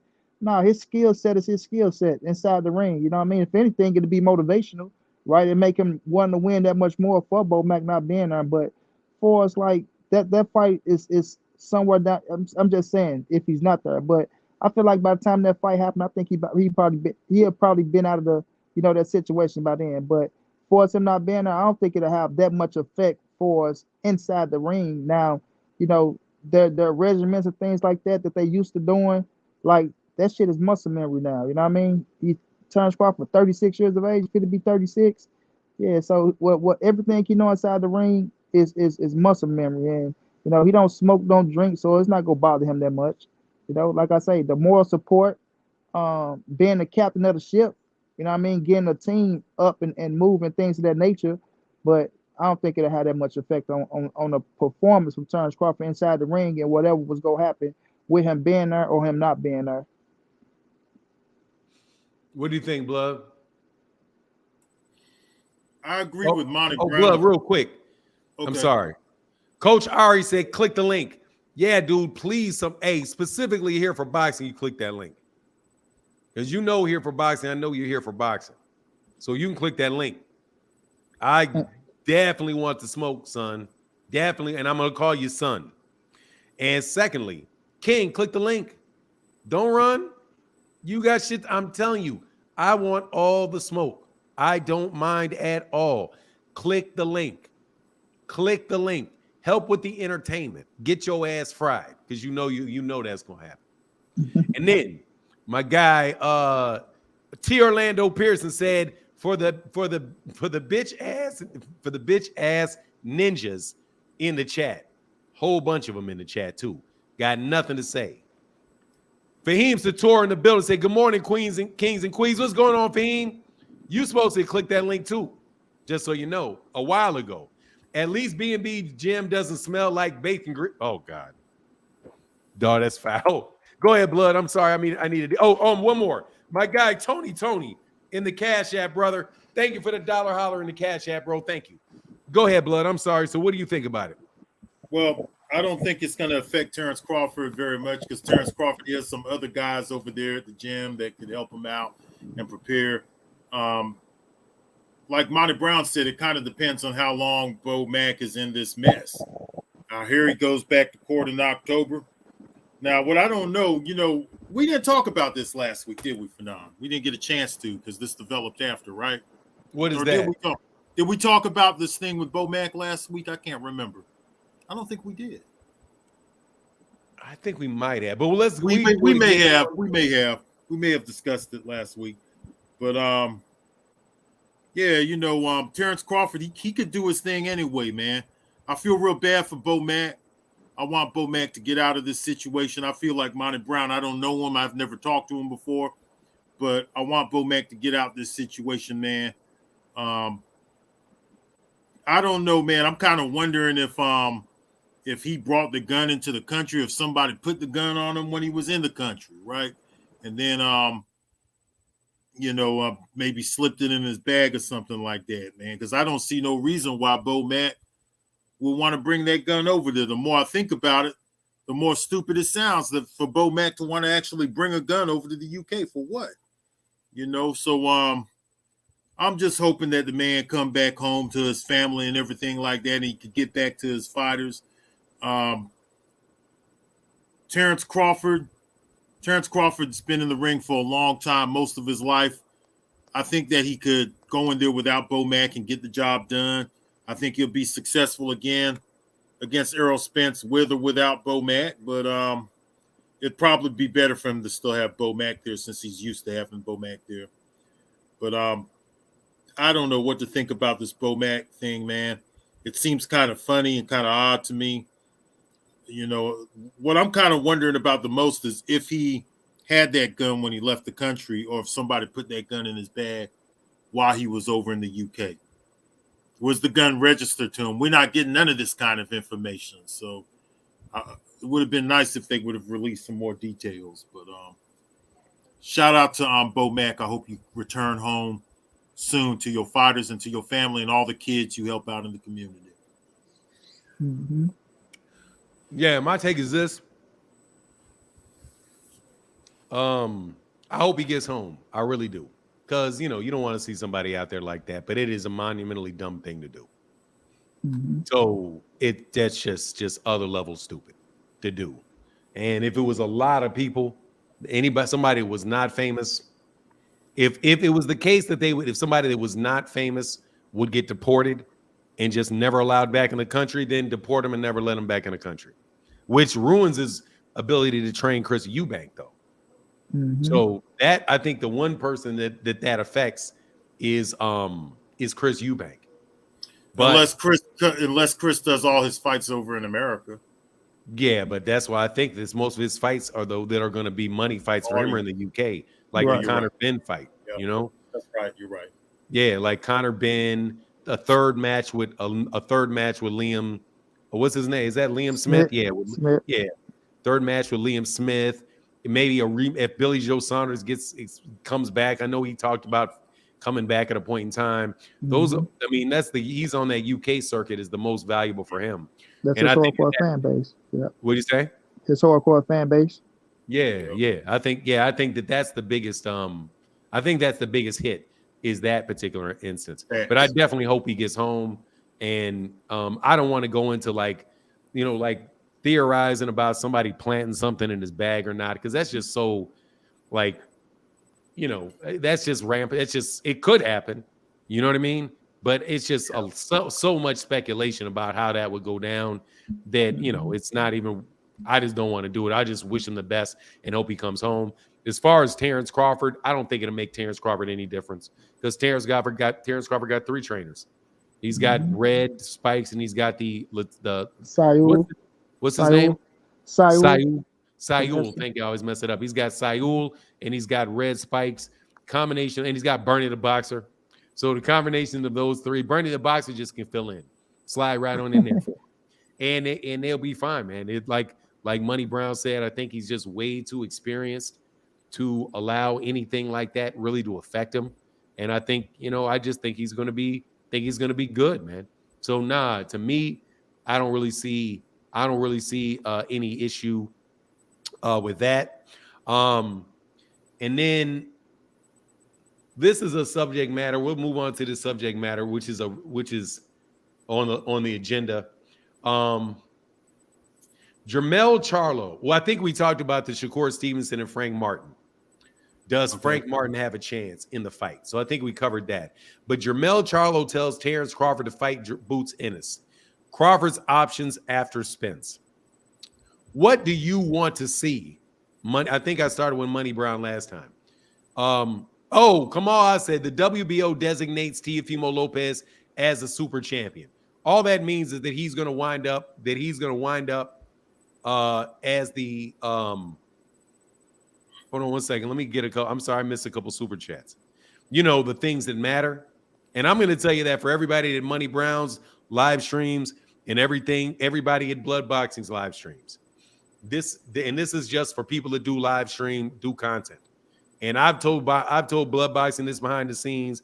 I tell Money Brown the same thing. You can have as many viewers as you want in your live streams or on your videos, but the people that support you on the regular basis and come to talk to you every day and really are there during times when there's a lot of stuff going on and when there's not a lot of stuff going on, those are the people that are going to really create your community and allow your community to prosper over time. And you can say what you want about cats, about 100,000 subscribers, 130,000 subscribers, or whatever it is. And I'm telling you, if I wanted 300,000 subscribers, if I wanted 200,000 subscribers for sure, right now I could have already had them. because there are things that you can do that will allow a bunch of people to see your channel and hit the subscribe button.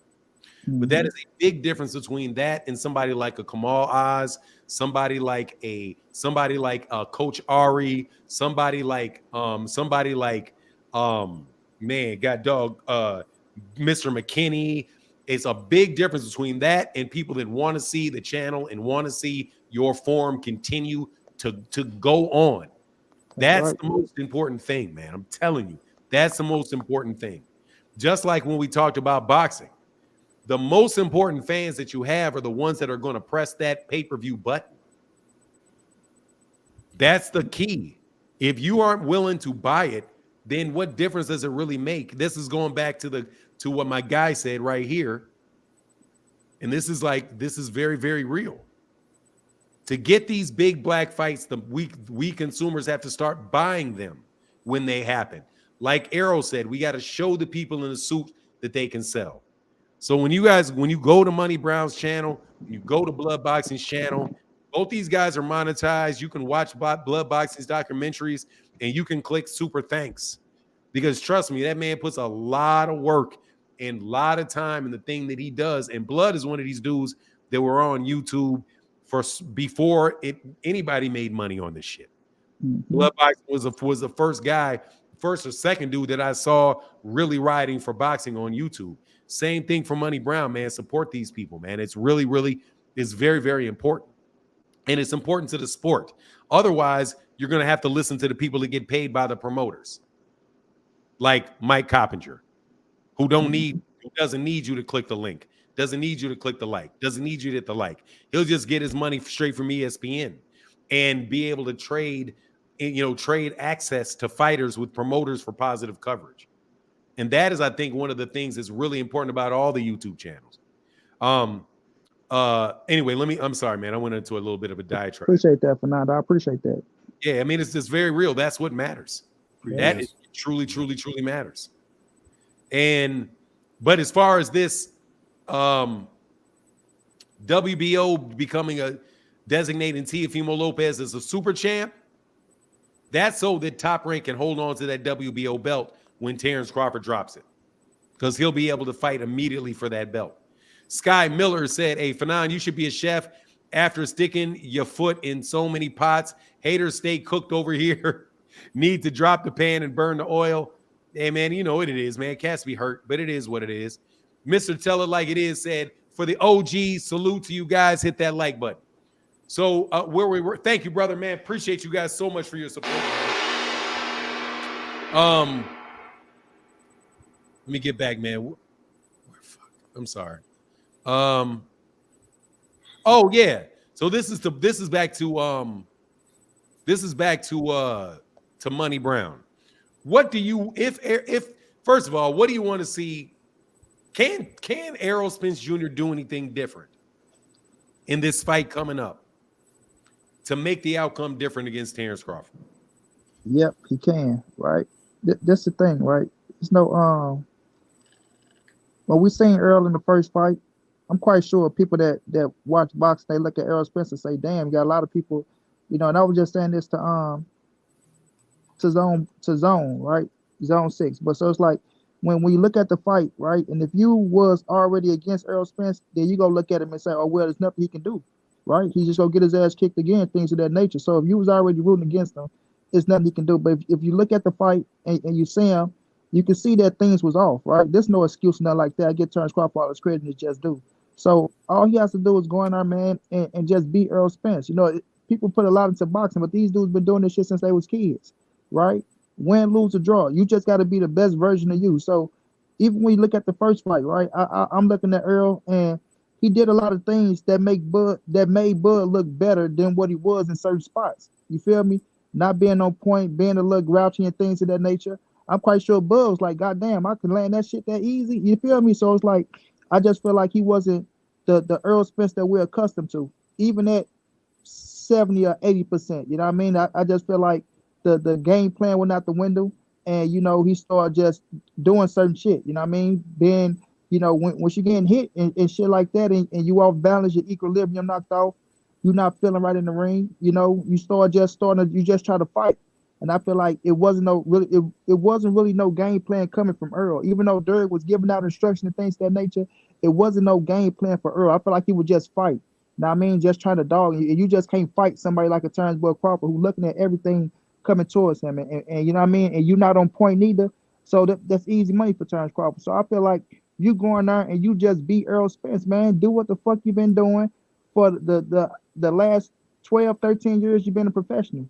You know what I mean? And I feel like the 7 pounds is gonna help. And you know, the game plan, you got to follow the game plan. You just can't go in there listening and not doing what the coach saying. So if I feel like if it's anything you can do, you just follow the game plan. You know what I'm saying? Follow the game plan and be you, be smart, be sharp, right? And you gonna make it a better fight just off of just doing that. You feel me? So yeah, when I look at the situation, I feel like just work your ass off, do what you got to do, and get in there and just beat Earl Spence, man. You don't have to do too much more. People think you got to go over and beyond to get in there and be competitive in a fight. No, you just got to do what you know that you can do, and you know, keep your confidence up and things of that nature, and see how it play out. So when I look at the fight, you know, I got Earl winning the rematch. You feel me? Gonna be a lot of people like, oh man, this that, you know, that's my guy. I ride with him to the end. Ain't no jumping off the bench. Ain't no none of that. The first fight gone. It happened. It is what it is. So you go out there, you work your ass off, bro. You come back and you do what you known to do inside that ring. Win, lose, or draw. You know what I mean? And if you do that, I feel like it's gonna be a way better fight than July 29th. You know what I'm saying? So just don't try to do too much. Don't try to go out there and switch no damn trainers. Don't try to do something outside of what you've been doing. Just do it to the maximum of your capacity like you've been doing, and go out there, man, and do what you do, bro, and see where the chips fall, right? People, they fall into this damn fantasy world for to where they want a man to be scared of another man, right? Or don't take the rematch, or don't do this, or man, fuck all that. This is the fight game, bro. It's going to be what it's going to be at the end of the day. You feel me? So just go out there, continue doing what you do, bro. Have the right people in your circle, right? That's motivating you. How many times we seen a rematch and we seen the other guy come in and win a rematch? So people act like it's just impossible. And like, man, this is boxing, bro.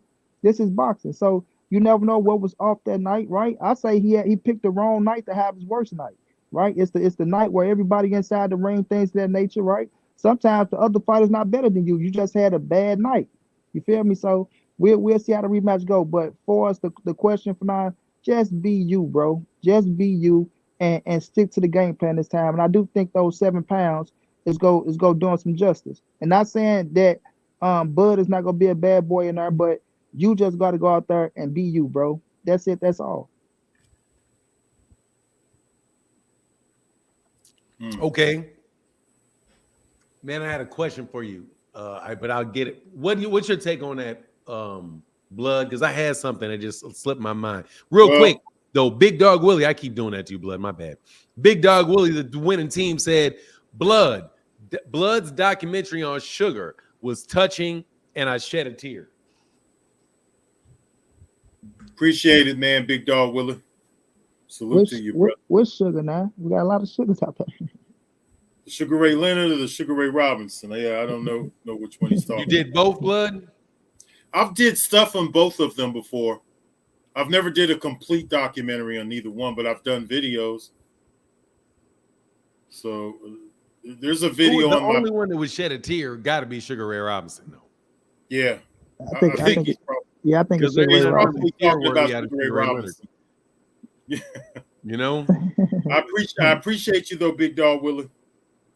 Hey, James McKenzie, man, can you click the link, please? Can you click the link, man? Of course, you do Brown. The fuck is wrong with you? Got Arrow winning, man. Oh, you're the same dude. They talk about little midget, man. I don't want to talk. That's Blood's boy though. I don't want to talk about this. Yeah, I don't know why that dude got a problem. Yeah, so like you say, click the link. Like y'all gonna do all that talking. Click the link, man. Stop talking and stop typing, man. Yeah, we right here. Same guy, bro. It's the same dude. Big Dog Willie clicked the link though. What's up, Big Dog Willie? What's happening? Hey, I want to say blood. It's Kurt Sugar. Oh, Kurt Sugar. Okay. Yeah, Kurt Sugar. Yeah. That's all. Okay, yes, sir. I did do something on Kurt Sugar. You got to put Kurt in front of that now. Yeah. Yeah, Rest in peace yeah, to because Kurt, that's man. Curtis Anderson. I always just think of him as Yep. Curtis Anderson. Right. Yeah, Curtis Anderson. Yep. Yeah, man. Curtis Anderson was a good dude, man. Passed away. For people who don't know, Curtis Anderson was just a regular on YouTube. He was a co-host of live streams with actually he started off making appearances on OG Boxing Talk original. Yes. And then and would come by the channel. From then he went over to Marlowe's Corner, and he was a really good part. Marlowe's Corner used to have this really very, I don't know if Marlowe Corner still does it, man. He used to have this Thursday trivia shows. They were just off the chain, and Curtis Anderson was a part of that. And then after that, he joined Blue Blood Sports TV and wound up doing co-hosting Blue Bloods live stream with Blue Blood. And he's just a really, really good boxing historian, a really, really good dude. You could call him on the phone, talk to him often on the phone, but he had a long struggle with diabetes. And eventually, diabetes got the best of him. And so he passed away. It could be, is it a year ago, 2 years ago now? Something about 2 years ago. Yeah, it's 2 years ago now that he passed away. But Curtis Anderson, aka Kurt Sugar, was definitely one of the best guys to talk boxing with on YouTube, man, and he's definitely missed. So I have a 6.5-hour documentary on him for now on my page. You have a 6.5-hour documentary on Kurt. I got a Curtis Anderson. Yeah, with him, it's just nothing but Curtis Anderson. Wow, talking, pretty much. Wow, you definitely gonna try to make me cry, man. That was a good dude, man. If anybody is interested in listening to Curtis Anderson, just go to my Blood Boxing page and go to the Curtis Anderson video that I did. It's 6.5 hours of Curtis Anderson talking about boxing. Let me tell you this. I recommend it. I recommend it. If you're talking about you on the YouTube streets and you talking boxing, I mean that's some of the best talk. That's some of the best boxing talk you can hear from on YouTube, bro. Like the stories, the way the man know everybody, right? The way he tell his stories, he paint a picture for you vividly. Like you'll feel like you was right there, or this shit happened yesterday, right? Kurt surprised boxers, man. I mean, he tell boxers certain things that they forget, to where they be like, God damn, who are you? Like, so it's like the man boxing knowledge is second to none outside of scrapbook. So it's like Kurt was like you talking about the boxing historian that can just tell you something on a dime and just, yeah, man, man, I used to mimic Kurt so much, bro. It's like you say, man, that would make you cry, man. But Kurt, man, he was a special individual, man. So yeah, we lost a jewel when we lost Kurt. That really did hurt, because that caught us by surprise. Like that really did hurt, man. I'm gonna say that. Yeah, no doubt, man. That was a good dude. Real quick, Matthew Thomas says, salute usual suspects. We're listening. Thank you, Matthew Thomas. Appreciate you, brother. Appreciate you, man. My God, Nicole. Thank you, Nicole. Thank you so much. Nikki in the building says, Sunday chat. Thank you for supporting the live stream. Thank you very, very much for supporting the live stream. Mr. Johnson in the building with the $5 said, thank you for bringing back OG Boxing Talk. Yeah, man, it's fun, man. I enjoy this. It's a good Sunday morning of just talking boxing, man. And ain't no politics to it. Ain't no drama to it. Everybody's mature. Gotta love it. And Mr. Voltan in the building, thank you again. He said, OG Boxing Talk. Yes, sir. And it's going to get better and better because watch this shit. I'm telling you, once we get into the point where there's a real fight taking place. Hey, KQKC's in the building. What's going on, KQKC? You know KQKC, that link is always there for you, brother. But I know you do shows on Sunday. But what's going on, KQKC? I don't see KQKC, though. Man, shout out to the OG KQKC, man. Hey, what's up, KQKC? That's my Chicago brother. That's my dude over there, man. You always welcome. Click that link because that was one of the original OG Boxing Talk members. He's most definitely welcome to join the panel. Anytime you want, sir. You know how things are, though. I don't want to put you in any uncomfortable positions, but you most definitely more than welcome to come on, bro. Any and every time. You and my guy, KO Boxing, but I know y'all got your own things going on. My guy, Kamal Oz said, hey, and Billy, Andre, Morel, David Benavidez, and Ryder. Oh, what do you think about that? Okay. In Billy versus Demetrius Andrade, I don't know if he's gonna beat any of those guys, man. What's your take on that, man? On that blood boxing? Man, you didn't even let me finish on the last subject, man. Back up, then. I'm sorry.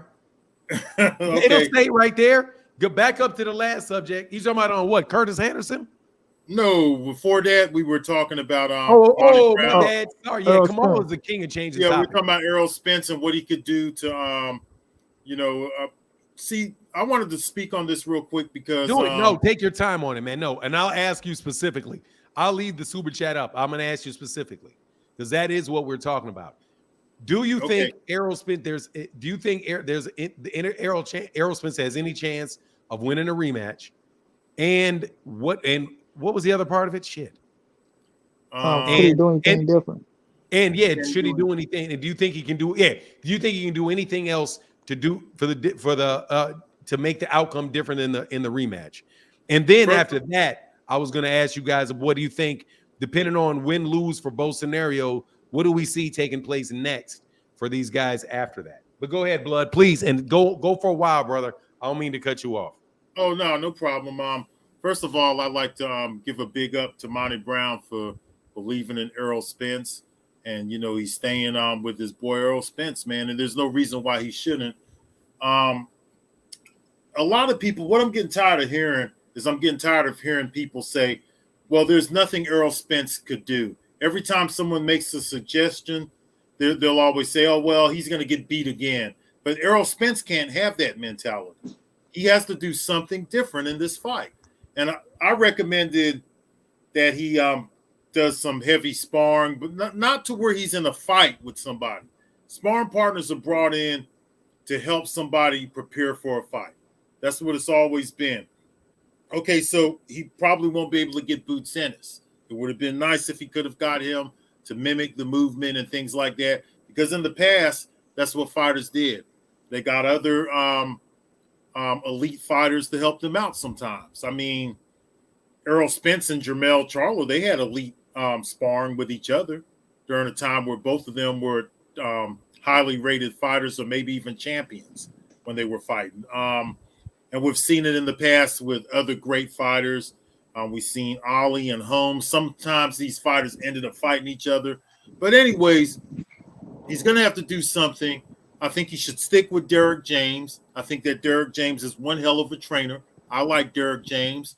If they have to get an extra set of eyes in there and maybe some more people to come in and give some suggestions, I would say, hey, go ahead and be an open book for some of that too. But let's look at how many fighters has actually changed the outcome in direct rematches. Diego Corrales, right? He fought Casamayor in a direct rematch. He changed the outcome in that. He fought Castillo, Jose Luis Castillo. They changed the outcome in that. Emil Griffith had plenty of these direct rematches. He changed the outcome several times. Greg Hogan versus Hector Camacho and Vinny Paz, right? The outcome was different several times in direct rematches, okay? Kid Gavilan had several of them. Muhammad Ali versus Ken Norton. You might say that he lost the second fight. I don't think he did. I thought he won the second fight. Ali versus Leon Spinks. Sugar Ray Robinson versus Carmen Basilio. Sugar Ray Robinson versus... And Jake LaMotta. What's that? And Jake LaMotta. Jake LaMotta was not a direct rematch, though. Jake LaMotta came a little bit after. Like, he took a few fights in between the Jake LaMotta fight. The direct rematches was Carmen Basilio, Gene Fulmer, and Randy Turpin. But Sugar Ray Robinson also was able to win, like you said, other rematches, too, with Jake LaMotta and other fighters. There's a lot of those kind of fights where the fight might have happened a few years later. Now, one thing that I did notice in the pattern when I was looking into it, if the fight happened a few years later, the outcome was more likely to be different. When it's a direct rematch, there's not as many examples. Like Sugar Ray Leonard versus Roberto Duran, that's another example. But if you look at Marvin Hagler, he had plenty of rematches, but his rematches always tended to happen a few years later. and he'll turn those around all the time. There was Joe Louis versus Max Schmeling, right? That didn't happen right away. But there's been outcomes that have changed before.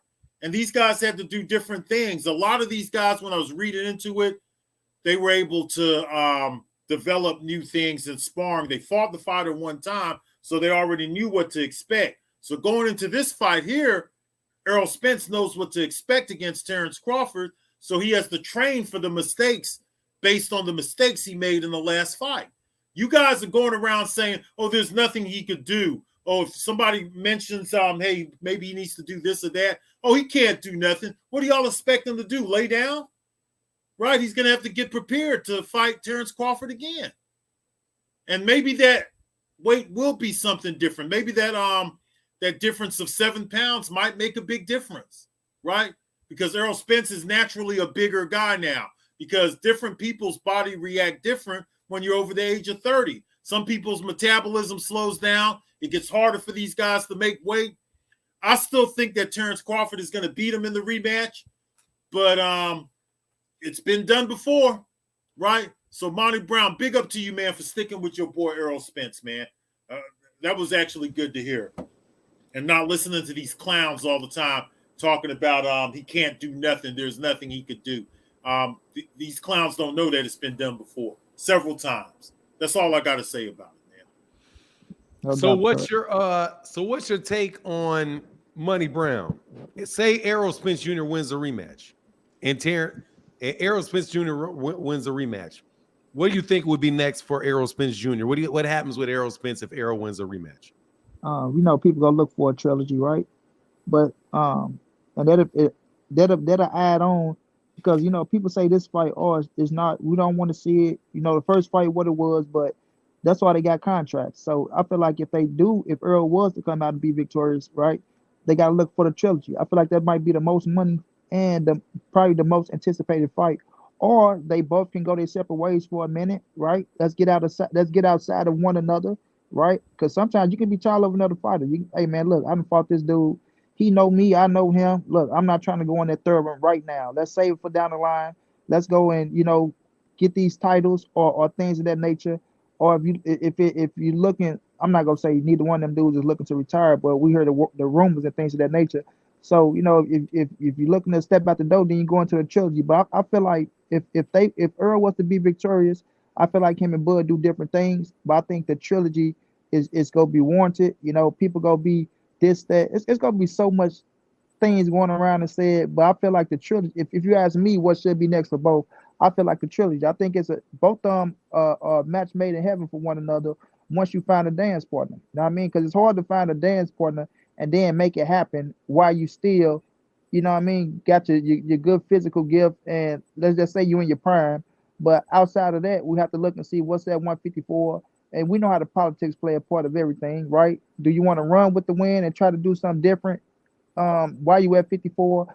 Or, do you come back and say, look here, man, you got me, I got you. Let's go into the third one, then let's call it quits from there and go do what we got to do. But I feel like the trilogy should be warranted. I want the trilogy. If you ask me myself, what would I want? I want the trilogy. But looking at the 154-pound division and looking at, where Bud might be at the time, and with PBC, hey, man, Earl, we gave you this. Now it's time for you to do X, Y, and Z to help the boat stay, selling the right way. It just comes down to the politics of it and what's in their head. But if Earl was to go into the second match and be victorious, I think the trilogy would be the best thing for both, for as money-wise and competition-wise. Yes, sir. Hey, real quick, what's up, Big Dog Willie? What's cracking? Blood, MONNIE, what's going on with you guys, man? I just early morning. I'm on the West Coast, so I just want to say I appreciate this shit coming back, the OG boxing talk, and having like you guys talking. I really appreciate this. It's a break from people complaining and getting mad and arguing and saying somebody's a Doug or a coon and all the other shit that goes along. This is just real boxing talk, and I appreciate that shit. Thanks, Big Dog Willie. Yeah, I really do appreciate it. And that's all I want to say. That's all I want to say. Nothing more. All right, bro. We'll get back with you, Big Dog Willie. Thank you. Appreciate you, brother. Yes, sir. Blood, what do you think should happen if Errol wins a rematch? What do you think? Where do you think he goes next? if Errol wins the rematch, I would like to see, depending on how that fight goes, I mean, I would maybe be interested in a trilogy if Errol Spence wins. Maybe. But I would like to see Errol Spence try to maybe take it at 154, 160. If not a trilogy. I would like to see him do that. We don't really know what's going to happen with Jermell Charlo and Canelo Alvarez. When it really all comes down to it, we might get an upset in that fight. People could sit up here and they could say till they're blue in the face that Canelo Alvarez is going to beat up Jermell Charlo. We don't know until we see that fight. So if Canelo Alvarez was to win, then maybe he could pursue a Canelo Alvarez fight, right? Mm-hmm. Now, if Terrence Crawford wins, then Terrence Crawford, let me make this real quick, right? If he wins, then I think that he should look for the winner of the Jermell Charlo Canelo Alvarez match, or he should pursue 154, 160, try to get a third undisputed and become a triple champion, because we've only ever had 5 triple champions in the history of boxing, just 5. So he could become the 6th triple champion. So that's what I would prefer to see, either him pursue a triple championship or to fight the winner of Canelo Alvarez versus Jermell Charlo. And if Errol wins, maybe a trilogy, or maybe Errol and Terrence Crawford could pursue, another weight class, conquering another weight class. That's how I have it right there. My opinion is if Errol Spence Jr. wins, I think Errol should probably Errol to win the third rematch. I think Errol should take a tune-up and then fight Terrence Crawford after that one more time, if he's able to do that, because I think that Errol will probably not be, if he's able to overcome it. I think Errol would do even better if he was able to take another fight to again just stay active and make Terrence, and in order to, because Terrence Crawford is going to have to wait to fight him again. I would strategically say that if you're fortunate enough to win this fight, I think you still need another tune-up in order to get yourself to be all the way that you're going, the best as you can be. Because I don't think, no matter what, I don't think Errol's going to even, Errol could win the rematch. I still don't think he's going to be at his best at 154 pounds, and even in his next fight, even if he won it. But I think that he could wind up really being as sharp and as comfortable as he could be in a trilogy. But truth be told, I know that more than likely they're going to go right back to the trilogy, because that's what everybody's going to push for, and that's what he's going to want to do. I'm just a big believer that Errol Spence stumps his own development by never taking fights against lower caliber dudes, which will allow him to work on some things, see some things differently, right? Which is, and I appreciate you with the Blood explaining to me the difference between the direct rematch and the one that comes subsequently. Thank you. But if Terrence wins the fight, if I'm in Terrence's shoes, of course I would want to fight the Canelo Alvarez Jermell Charlo winner. But if he can't get that fight, I want to see him fight Jaron Ennis. That's selfish for me. But for him, I would probably stay away from Jaron Ennis for my whole career. But at the same time, he goes to 154 pounds. I don't think there's any. But go ahead. Okay, well, when you really think about this phenomenon, man. See, by the way, I left the door open for you, Blood. Okay, I'm glad you did. Okay, you might be setting a trap for me or something. I don't know. No. I can never tell with you. You know what I'm saying? But don't think I forgot about OG boxing talk from back in the day. Now, But listen, Jaron Ennis to me is high risk, low reward. He's a high risk fighter, and he's not going to get as much legacy achievement for Jaron Ennis unless Jaron Ennis becomes a Hall of Famer. But if he goes after a triple championship, he'll be one of only 5 guys. He'll be one of 6 guys, I mean. So I think that that's a bigger accomplishment to become a triple champion than to beat Boots Ennis. Isn't he already a triple champion?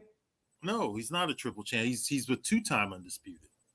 Well, where would he get undisputed at 154 or 168? Anywhere where else he could get a triple championship. I'm Only talking if he 168. did. Okay, listen. If Terrence Crawford, we're talking Terrence Crawford here. If Terrence Crawford doesn't fight the winner of Jermell Charlo versus Canelo Alvarez, then he should pursue a triple championship before the Boots Ennis thing is what I'm trying to say. You saying triple undisputed? You want to be triple undisputed? Yes. Okay. Triple, which means he'll be a 3-time undisputed.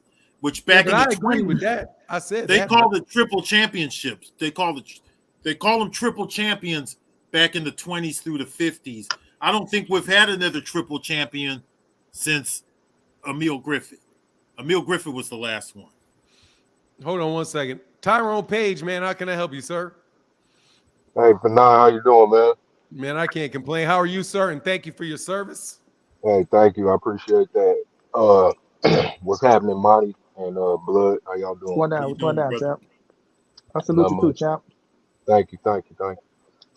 So yeah, I listened to the show, man. I'm sitting here listening in now, and can I give my perspective on what you guys talking about? Absolutely. So yeah, man, I think they both good fighters, but I give it the edge to Terrence Crawford coming in a rematch. I think that just like you said, you hit the nail on the head a minute ago. I think that Errol Spence should have took a tune up before he took that fight with Terrence Crawford. I think that it was kind of a tactic that Bud really used, man, with the negotiations and everything, because that took Errol Spence out of fights. He didn't get any touches for like, what was it, a year and a half or something like that when he came off that you guys fight. 16 months. Mm-hmm. Yeah, he took a 16-month layoff. He didn't have no fights. Bud got a tune-up in between that time.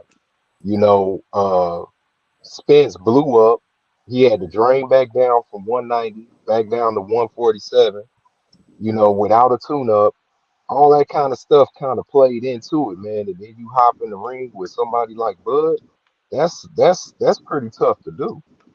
Bud isn't a tune-up fight.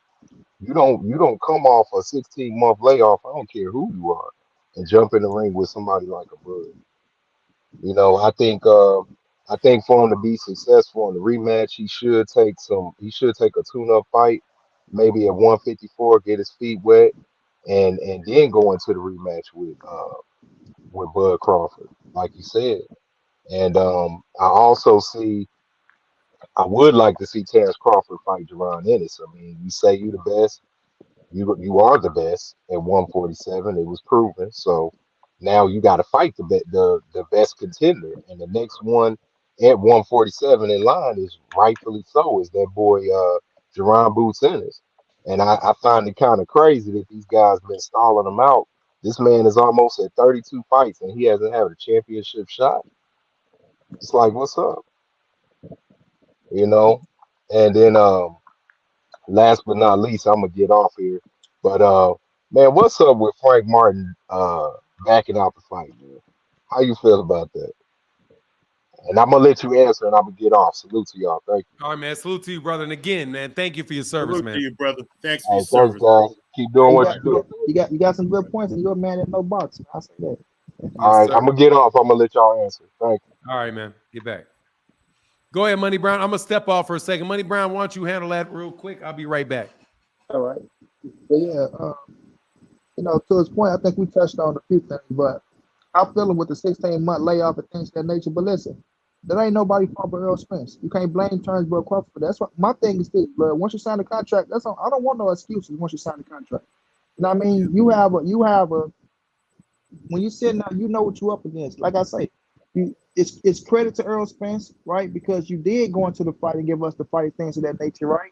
You only had one more fight at 47. That's what people got to understand. You can't hold that weight for too much longer, man. And he didn't want to give that weight to Keith Thurman. Could you imagine if Earl Spence would have went and lost to Keith Thurman instead of Terrence Crawford? You see what I'm saying? All I'm saying is we don't know with the 16-month layoff holding that weight what was the situation? I know a few little things, but I'm not gonna say that because Earl Spence ain't making no excuse, and I respect him for that. But you know, Mhm. so when you sign a contract, bro, it's even playing for you, right? People say, well, Yep. it was attacked by Bud, it was the this, it was that. Hey man, this chestnut checkers, bro. It's chestnut checkers, and I'm not gonna blame no man if he played his board right. You feel me? You have to find a way to Exactly. get yourself out the hole. You know what I mean? Ain't no excuses after you sign that contract. So Bud won that thing fair and square. He is the undisputed, two-time undisputed champion. And, I'm not in the business of making it. People always like to say, "Oh man, you making." I'm not in the business of making excuses, bro. I just call it. I move on to the next thing and see what it's gonna be. Going into the rematch, Bud should be the favorite. If you got Bud the favorite, I respect that. I understand that. I always had it a 50-50 fight. Go check every video I made. Go check every live stream I did when I talked about Earl Spence and Terrence Crawford. I said it's a 50-50 fight, and I thought Earl would have won on the decision. I didn't see neither one knocking each other. I thought both was that good that they can take each other punches and things of that nature to where somebody might get dropped, but it's going to the cause, right? Respect both fighters. So going into the rematch, yes, Bud should be favored. You know what I mean? So, when we're looking at it that way, sometimes these dudes, when they say take tune-ups and things of that nature, they don't want to wait. They don't want to wait, bro. They see the money in the sport. Um, I don't know. I don't want to put words in people's mouths, bro. But just from me, just looking at the boxing game now, like I say, it's not fan friendly. It's a business, bro. It's a business, and when you see that big check dangling, and damn, this is it, right? Everybody not Canelo and Floyd and Tank to where you can get in there and groom yourself to be something to where you got the casual fans and you can go in that bitch and you can pull out 400,000. Doesn't matter who you fight. You can put a Joe Blow in there or a top guy in there, and you can do 300 to 400,000 pay-per-view buys. Everybody not that what I'm saying, fortunate. You know what I mean? Even Bud wasn't that fortunate in this pay-per-view bout. So now when he got his big Earl Spence bout, he see that shit. This money is real. So it's just to the point to where if it's hot and it's right there and it's your big payday, because you can go win 3 titles nowadays, right? As a fighter, and be unsatisfied, bro. You'll be pissed off because you feel like, man, okay, I'm champion, but I still haven't had that big fight. For instance, Jamel Cholo, right? He won to fight Canelo. He went to 168, right? It's his big payday. People can say what they want, right? They'll discredit, Canelo cherry picking this, that, and third. No, he sees my big payday. Fuck it. I done won all the titles. These cats that I fought ain't paid me what I'm finna make with Canelo. So should I finna go get my payday, right? Because after boxing, what is it? Either you gonna be a laughing stock, or you gonna be a champion, or you gonna be somebody with a little bit of money. You did okay things of that nature, right? After boxing, ain't no fucking. All right, man, you can come back and be a commentator, or you can come back and you can be in this, or you got a pension coming. Ain't none of that shit. So these dudes looking out for their future. It's a dangerous game. So you know what I mean? It just come down to boxing being a business now. Like blood come from the age of boxing to where it's really about boxing. I want to be a champion. I want to fight the best of the best. Now, like you say, with all the damn titles out there now, and instant gratification nowadays, shit, you can go out there and get 10 fights and beat 10 nobodies, and you can start screaming at the top guy and talking about you the baddest motherfucker because you knocked out 10 motherfucking Mexicans. You feel me? So that's just a sport of boxing, man. But just overall, bro, I'm not discrediting no fight or nothing like that. But if the fight is hot and it's right there, then they gonna jump on it. They not waiting for, let me go get this tune up, because shit, that tune up you might tweak something and you done made what, fucking 1.3 million, when you got shit. I could have just made 13 or 14 million if I just took that fight. So it's a business, and it ain't fan friendly, man. And that's how I preach it. People don't like it, but shit, it is what it is. I'm not caught up in the hype. A lot of people caught up in the hype of boxing, and we barely got a little bit of that. You know what I mean? And that's what Blood was saying. So, this what it's gonna be until you get them people that's come back and try to bring the glory back to say, I want to fight everybody like a Jerron Boots in it. And that only happened when you young, right? You in your 20s, you're trying to make your names. And then once you get to the top, do you keep that same hunger, right? So shit, those are special individuals, but we'll see in the future. Yes, sir. Yes, sir. Kamal Oz, I don't want to let this hang out too much longer. In Billy versus Andre Morel, Dave Benavidez, and Ryder.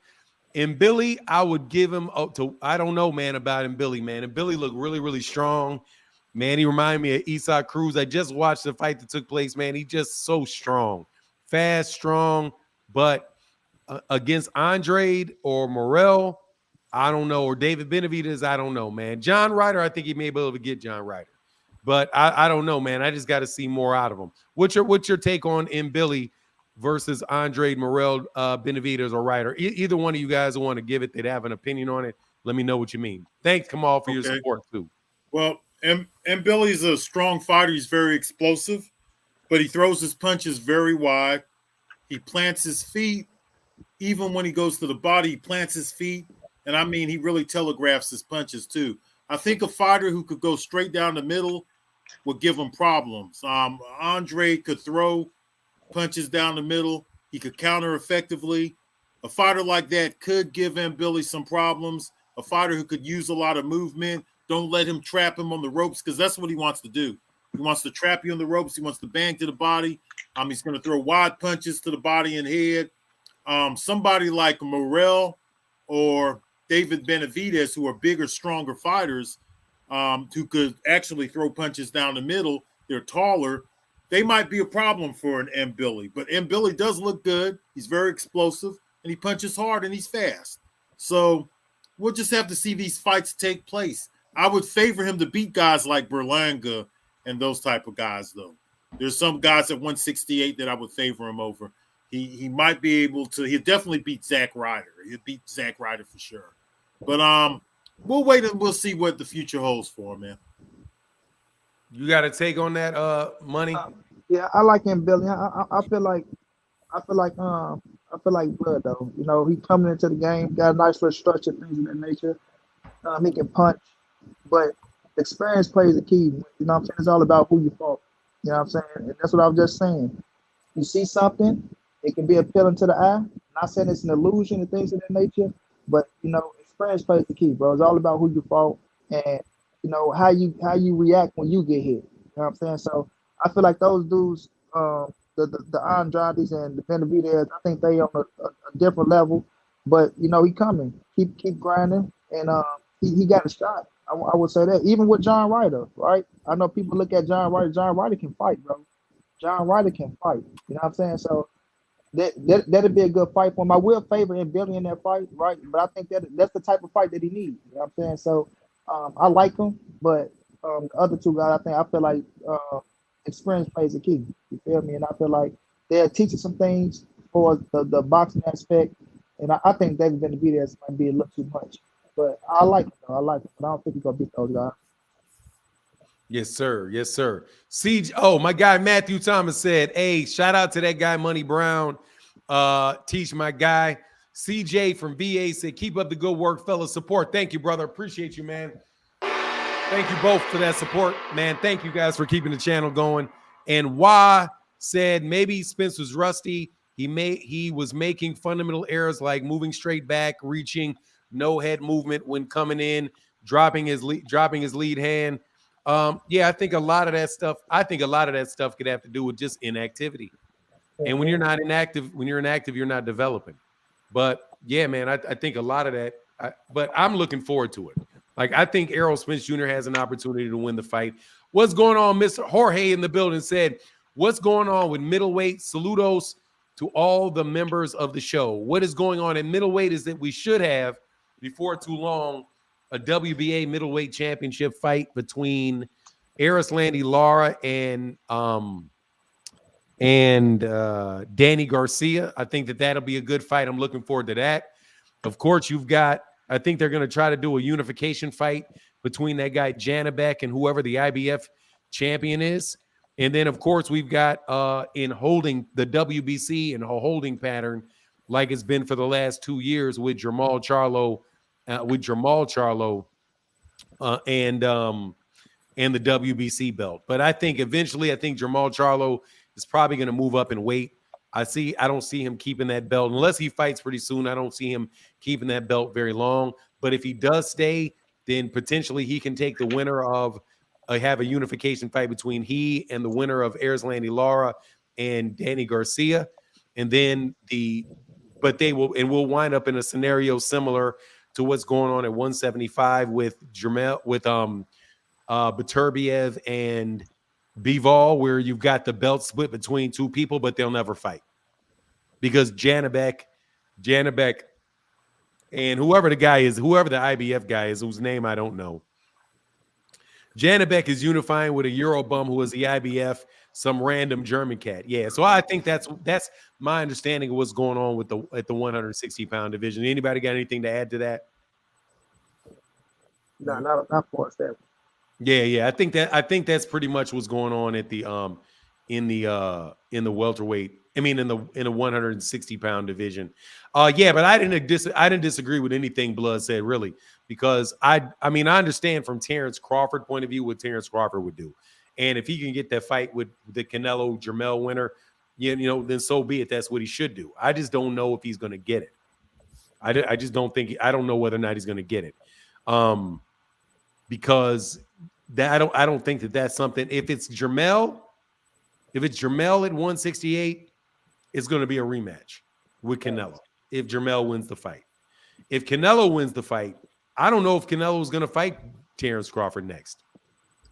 That doesn't seem to be anything that really motivates him. Money, you're the Canelo expert. What you think? Yeah, I mean he got people in line, right? So every year another person get added to the list with Canelo, right? So if he fights Terrence Crawford, they go kill him about Benavidez and Morrell and those dudes who've been in line waiting for the fight, right? Then when you look at Bud Crawford, right?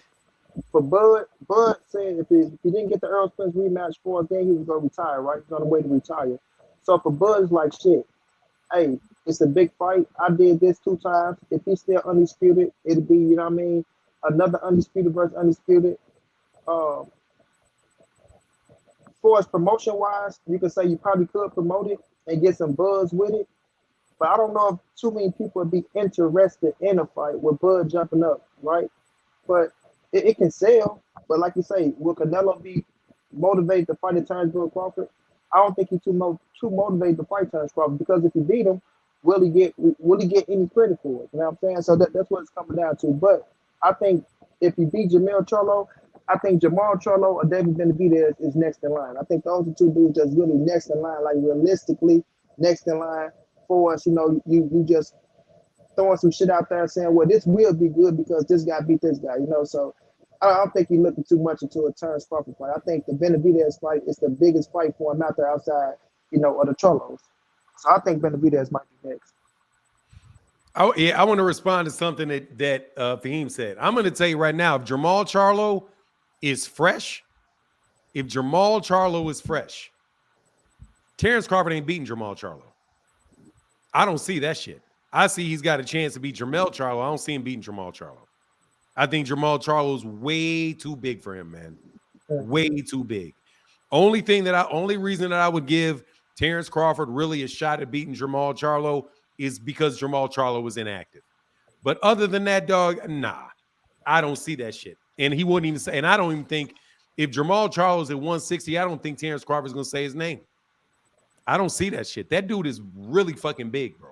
Jamal Charlo is a legit 6 foot, very long, very, very powerful, and is definitely a very, very fundamentally sound fighter who can box. I don't see Terrence Crawford beat at 160 unless Jamal Charlo has been out. Like the fact that he's been out 2 years, okay. But if Jamal Charlo is at Jamal Charlo's best, I do not see Terrence Crawford beating Jamal Charlo.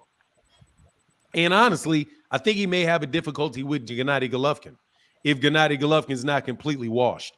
But if Gennady Golovkin is not washed, I don't know if he beats Gennady Golovkin, man. Them big ass boys, dog. Some big boys. And both those dudes are bigger than Canelo Alvarez. I think Terrence Crawford has a better chance against Canelo Alvarez than he does Jamal Charlo because of Canelo's size. But I think that length and that size on Jamal, I think that would really be a lot of problems for him. That's my take. But again, I haven't seen Jamal fight in 2 years, and who knows where his head is with all the stuff. If Bud beats the shit out of GG, I don't know. I'm just being honest with you, man. I don't know. If he's washed, yes. But if at this point, maybe. At the point in time when he was fighting Danny Jacobs, no, I don't believe that shit. The man, you can say what you want about Gennady Golovkin. Gennady Golovkin can fight, man, and he's And can very, punch. very strong, bro. There you Very go. strong. Go ahead, Money. With 10 ounces on, like them 10-ounce gloves make a difference. So you got to see, like Bud lose a little power with 10-ounce gloves. Them dudes used to 10-ounce gloves. And GGG, like you say, in his heyday with the chin and that man wanted to hurt you. You know what I mean? Like, yeah, he slowed down now, things of that nature. I want to see that fight. Like that fight has no lust to it. But yeah, Triple G is still like one of the hardest, and the last thing to go on somebody is power. So he get you on top of your fucking temple or something with one of them lucky shots, your ass, you'll feel it. So yeah, but I just think, like you say, them dudes too big, man. Like Bud come from a smaller weight class. Not saying it can't happen now. Let's not say that, but going up fighting them dudes, man, with 10 ounces on, putting on all that weight, bro, that you never, and you going right into those fights, that's not a smart move. You know what I mean? That's not a smart move. Money wise though, right? Money wise, like I say, after dope, I understand it, but yeah, you really challenging yourself. I respect it, but you're challenging yourself. Yeah, I don't buy it. I don't buy those dudes. Just like I don't buy just like I absolutely positively do not believe him and David Morrell and David Benavidez. I don't believe that. That's My shit. guy, what's going on? Kamal Oz said, hey, I don't see Bud beating Canelo or Mel. Not a big money fight. Oh, getting, you mean I don't see Bud getting Canelo or Mel. Not a big money fight from their perspective. And as much as the IBF would strip him again if they run for 4 smaller fighters for undisputed. Yeah, at a certain point in time, these dudes need to fight. So what's your tolerance, Blood? Thank you, Kamal. What's your tolerance for Canelo not fighting these dudes, man? Gennady not fighting David Benavidez. I'd say David Benavidez. I think David Benavidez is really the one that deserves the shot the most. How many more times would you support Canelo Alvarez taking a fight over, if he beats Jermell, to fight Canelo Alvarez, to fight Terrence Crawford instead of fighting David Benavidez? Would you support that, Bud? Blood. Hey, and thank you, Kamal. What's your take on that? I think that he should fight David Benavidez first, then fight Terrence Crawford. Take a novelty fight here with Jamel Charlo, and then after that, if he gets through Jamel Charlo, fight your mandatory. I don't know if Benavidez is one of his mandatories, but fight Benavidez because this is a high demand fight coming from the fans. People want to see this fight. So let's make this happen. Fight the guy, show that you dominate the 168-pound division before fighting Terrence Crawford. So I think you should fight Benavidez first, in my opinion. What's your take, Money Brown? Yeah, Benavidez, he been in line for so long. He earned his opportunity. He a mandatory, Blood. He a mandatory. So he earned this opportunity, and like for us, like I said, promotion wise, you can promote that better. You know what I'm saying? It's a history there. So I feel like with him being there, the things that he's doing, it's demanded by the fans. So Benavidez. Yeah, Money. Hey, Mr. M Pride, stop lying on me, man. I'm gonna throw your ass out. You didn't see Bud beating Errol Spence Jr. I said a million times I could see him winning that fight. I said it a million times. I take Errol Spence Jr. to win because of the style of the fight.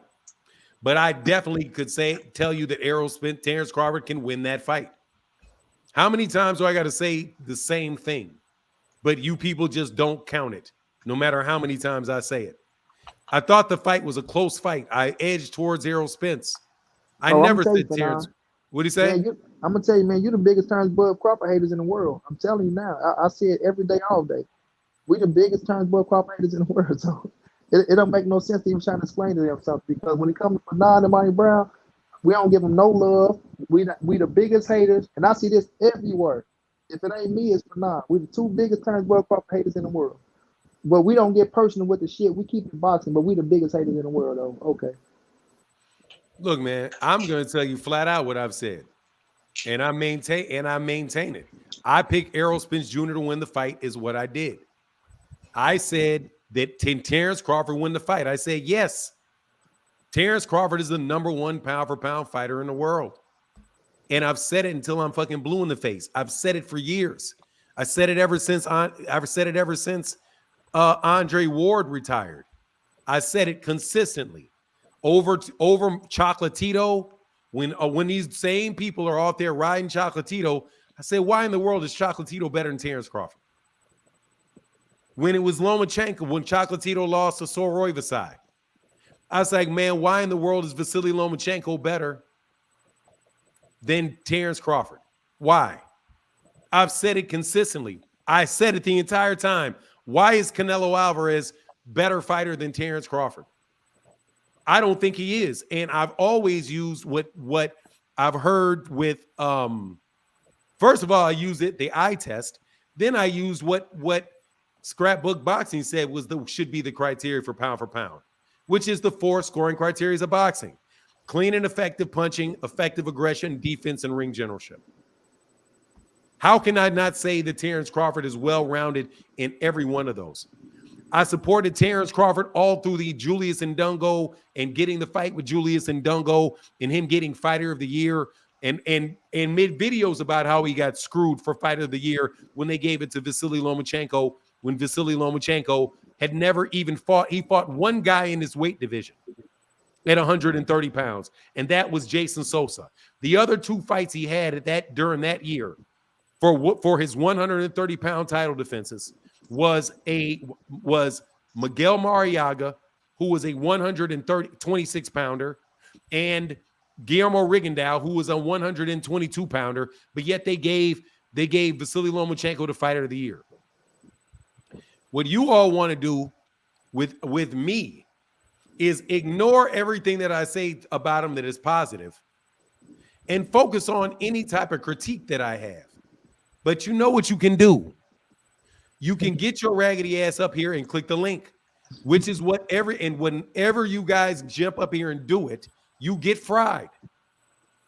So, Mr. M Pride, click the link and tell me that I never saw Bud beating Errol Spence. There was a video that I did one time. I did it one time. And I got a lot of pushback from Errol Spence fans. And I could play the video for you. When somebody asked me, and I had a conversation with somebody, and we talked about how can Errol Spence, Terrence Crawford beat Errol?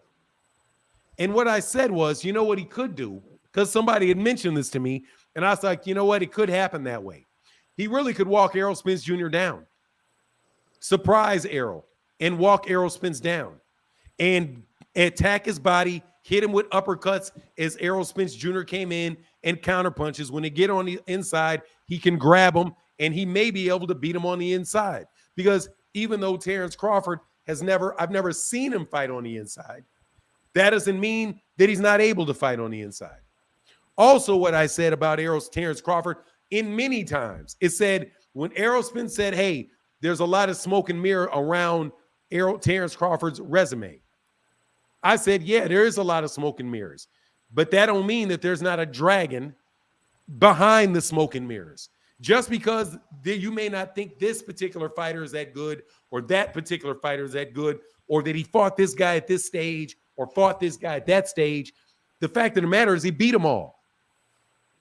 And that's so the fact, and I've consistently argued about you bozos that jump out here talking to me about a lot of this stuff. Like Jaron Ennis. Take Jaron Ennis, for example.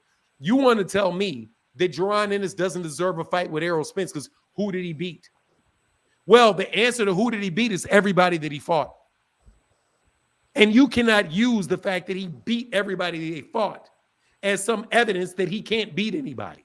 You want to use his wins as a way to say, like, you know for sure that he's not as good as you think as people think he is, just because you can poke holes in the people that he fought.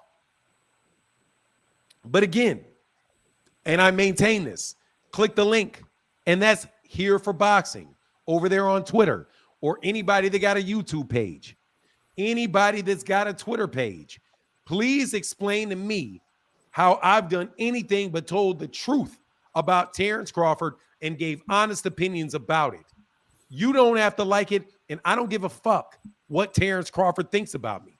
Terrence Crawford complains about a lot of shit. I don't care. Terrence Crawford is motivated by negativity. That's a fact. And that's a fact that came out of his mouth. You all are my motivation. How often do you hear him say, thank you to everybody that believes in me? Thank you to everybody that thinks I'm number one pound for pound. Thank you to everybody that thought I would beat Errol Spence. No, he never does any of that. What he does is, I want to point out all the haters that thought I couldn't, all the haters that didn't give me my credit. That is his motivation. So he's never seen the good things that people say about him, or at least made any comments about it, because from what I understand, he doesn't even care. So I don't care what he thinks about me. That's about what I think about him. I'm going to maintain what I think about Terrence Crawford. I think he is a great, great fighter. And there's been people consistently on this channel that have challenged me. Why would you say that he's number one pound for pound if you think that somebody else has fought better competition? How do you know that he's a great fighter when he's not beating somebody? That all kind of people in this chat have said that to me. But I never hear you whack-ass folk get on me when I say things like, oh, I think Terrence Crawford can beat Canelo Alvarez. I don't even know if Blood Boxing thinks that Terrence Crawford can beat Canelo Alvarez. I don't even know if Bomac thinks that. But anyway. I believe he has a chance, that's for sure. Yeah, I definitely believe he has a chance. I don't know who I would favor. I'd have to see the build-up to that fight. Yeah. I mean, I personally don't think the fight's going to happen. Who do you have, Fanon? Who do you have in the rematch between Errol Spence and Terrence Crawford? Say it now so people can hear it. Terrence Crawford. I got to lean towards Terrence Crawford in that. I saw the first fight. But I don't think it's a scenario where he can't improve or he doesn't have a chance to win. My take on it is that if everything that I know about Errol Spence Jr. and what people are saying about him not being right, if all of that is correct and is all either related to weight or related to diet, if he fixes all that, I think he's got a very good chance of winning that rematch. However, Terrence Crawford that motherfucker's a beast, man. He's a beast. And I thought Terrence Crawford had a chance to win the first fight the first time. So that's what I would say. Most times, though, that, I will say, like, if I don't really think a guy has a chance to make a fight and I like the guy, I won't make a prediction. Like, and the funny thing is, like take, for example, Deontay Wilder and Tyson Fury. After the second fight, I fully supported Deontay Wilder taking the third fight. But I just like, man, I'm not making a prediction on this because Deontay has the ability to sleep you. And your ass may not get up. So, but I know even though I don't like Terrence, I don't even like Tyson Fury. I know Tyson Fury is a very, very good fighter, and it is going to be very, very tough for me to pick for somebody to beat him. But that's my take on it. But again, it's because I just can't. I'm not going to turn a blind eye to what I saw in the first fight. I just don't think that that's realistic. I just don't think that's realistic. But I'm not betting on Terrence Crawford. You would believe that. I ain't putting no money out there on that shit because again. It very well may be that Errol Spence Jr. was not right for that fight because he didn't look right in that fight. He didn't look right, just didn't look right to me. That a fair answer? Yeah. One shot drop. Why don't you go and hit that link, homie? What's one shot drop talking about? Hey, man, what's going on? This is one of the best guys, brother, on YouTube. Make sure you guys go subscribe to my guy, Boxing Jim's Film Study. This dude is from Chicago, is definitely one of the best guys to break down fights. And a lot of people imitate his style. A lot of people imitate his calls. And if you're going to watch the shit where people are faking being him, you might as well watch the original. Definitely very, very. I do not even get into breaking down fights and breaking down the techniques of fights like that because guys like this know the fight. He knows the science. Yeah, he knows the shit so well. And he's from Chicago, so I always support people from my fellow people from Chicago.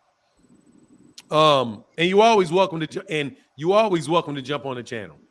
Fahim Sator said, how come nobody is talking about how similar Arrow looked to Wilder in the second fight with Fury?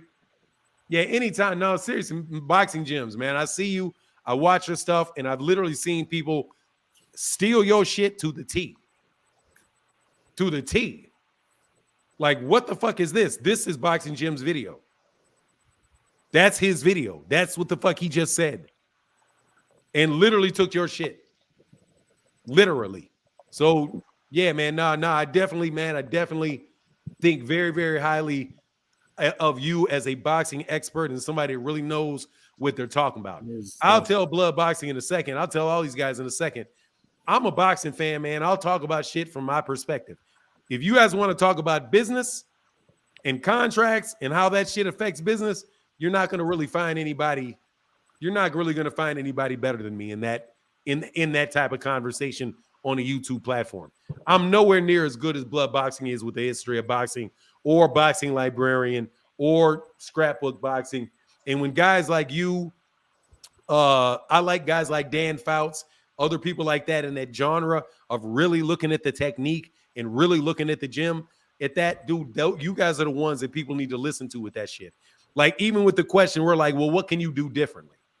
It is what it is. It's free knowledge. I just appreciate the shout outs when you get it from the channel. It's about respect. That's all, for sure, for sure. But anyway, good to see you, brother. Good to see you. Good to see you, man. Let me move on to the next topic. We're going to cover one more topic, and then, we're going to get back. Now, make sure y'all come back next week to OG Boxing Talk. Where'd this shit go? Fuck, I lost it already. Did you have anything to put on that, Money Brown? Oh no, I had nothing to put in. I'm hurt. Nope. What about you? Blood? No, sir. Shout out to Boxing Gems again. That's my homie. Yeah, he's good stuff, man. He does really, really, really good work, bro. Really good work. I'll check him out. Shout out to the Boxing Gym. I'll check you out, chat. Yeah, if he picks something I don't like, I won't watch the video. Should be making me nervous. Like, fuck, he picked that dude shit. Damn. What am I missing? Style shit. Hold on. Okay, here you go. Let me move on because I knew there was another really good one before we roll.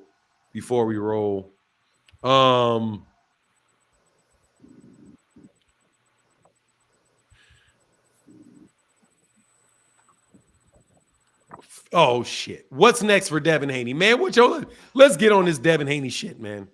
What's going on, everything boxing? Boxing Gym? Yeah, for sure. Key was going down, Key. Oh, it did. Boxing Gym said, yeah, it did. It made me Boxing Gym. Let me be very question. That's why I always said he had a chance to win the fight. I'm not stupid. I said it the entire time. I was like, look, man, yes, absolutely he has an opportunity to win the fight. Yes, I did. Yes, it did. Well, I mean, I already knew he had a chance to win the fight. Terrence Crawford's a great fighter, for sure. But yeah, man, I was always, dude, let me tell you who I don't think got a chance to win a fight. Anthony Joshua and Deontay Wilder. I don't think that man's got a rat's chance. I don't think he got a snowball's chance in hell. Where you go, Money Brown? Yeah, that's what I want to talk. But what you think about this Anthony Joshua Deontay Wilder fight? I want to see this fight, man. I would favor Deontay Wilder to win the fight. I heard the fight is happening in the Middle East, but I've heard a lot of different things. I've heard that the fight is not going to happen now. I think the fight will happen, though. I think it'll take place, and I'm going to favor Deontay Wilder to win it by knockout, man. Yeah. That's short and simple. Very short, sweet, and simple. Deontay Wilder by knockout. Unless Joshua tries to close the distance, maybe smother Deontay Wilder's power, maybe move towards Deontay Wilder's power hand and smother it. I don't think he could do that the way Tyson Fury did. At some point, Anthony Joshua is going to get caught. So that's where I am on it, dog. At a certain point, he's going to get caught. At some point in time, it's like two big trains going towards each other. At some point, you know what? Somebody asked Mike Tyson that question. I saw it on Fight Hub or one of those channels. They said, "Who do you think is going to win between Deontay Wilder and Anthony Joshua. It took Mike Tyson 15 seconds to answer the question. Mike Tyson said, whoever gets hit first. And then he left it at that and walked off. Yeah. Yeah. And then he said, but Deontay Wilder's faster. That's what Tyson said. And I do believe Deontay Wilder is a little more wiry than Anthony Joshua. You know what I'm saying? He's a little quicker, you know. Anthony Joshua, some might say that he's more fundamentally sound than Deontay Wilder. Deontay Wilder's a little bit more unorthodox. The punches that hurt are the ones that you don't see, man. I'm going to go with Deontay Wilder. Bomb squad, baby. Yeah, I got Deontay in that, man. Largely because, man, I think he's so underrated in setting that shit up, dude. And I just think it's not a question of, like, he better catch Deontay Wilder, like, early. Like, and Deontay Deontay carries that power the entire damn time. And the shit is so freaky. Like, that shit is freaky. Freaky. Like that, just an athlete, man. I think that dude's just a tremendous athlete, man. But look, man, we're gonna call it at 2.5 hours. Man, Blood, thank you so much, brother, for coming by again. We'll be, hold on, what? We got one jump by Caesar TAMG, man. We'll let you on before we cut off. What's going on, Caesar TAMG? Hey, nothing, man. I just want to tell y'all, good show. You know what I'm Thank you, saying? sir. I had to back out a little bit. I had a couple of runs to make and came back. So I just wanted to salute y'all on bringing the OG Boxing Talk Sunday back. Yes, sir. And maybe you can hit on one thing I wanted you two to possibly answer for me, right? So if we could get Shakur Stevenson fighting anybody else besides Devin, Tank, Frank Martin, Pitbull Cruz, and Edward De Los Santos, who can help his career or help, you know, further the legacy of Shakur at 135, who would it be? And I'm gonna take that and go ahead and go out, man. Y'all Repeat that. Sunday. Can you repeat that before you do? That you already said. All right, yeah. If we could watch, two?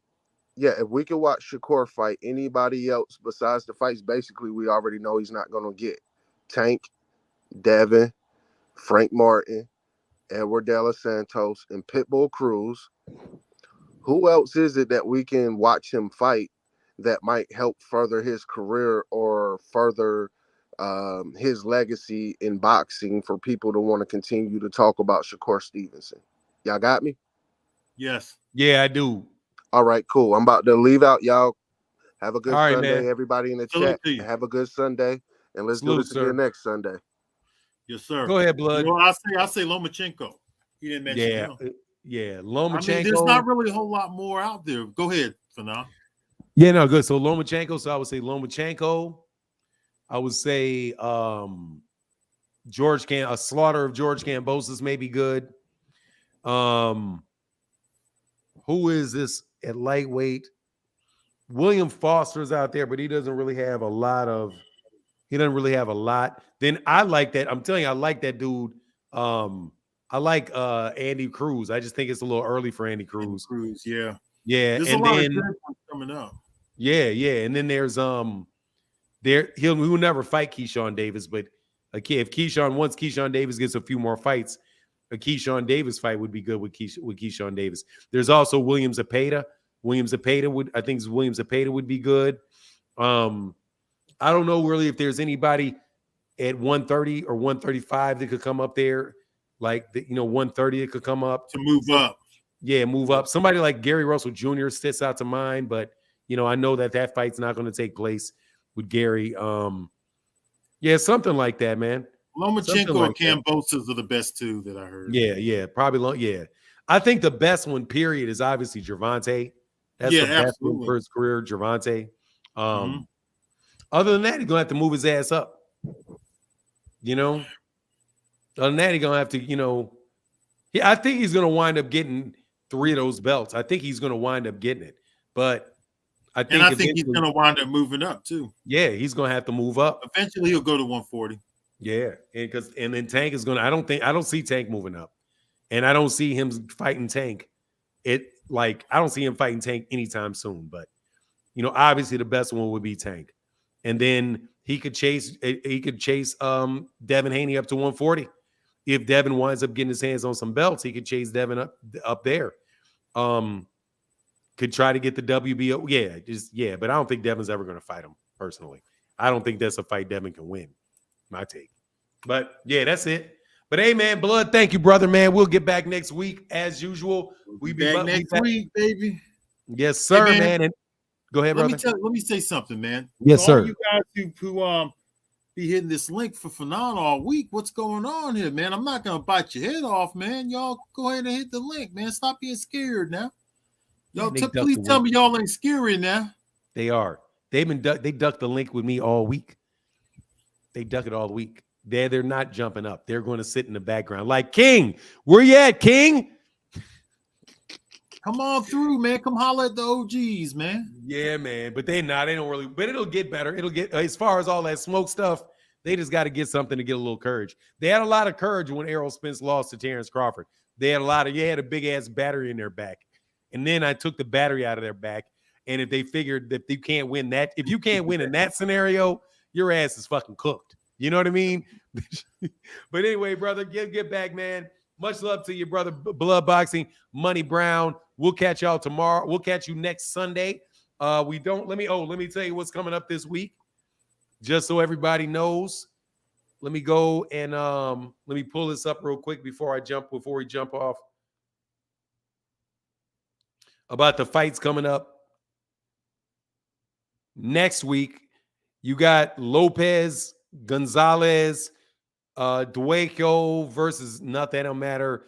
We don't really have anything. Oh, we got Zepeda on DAZN, Zepeda, Jesta, Pedraza. On Showtime, we have Pedraza on Friday, Cardenas.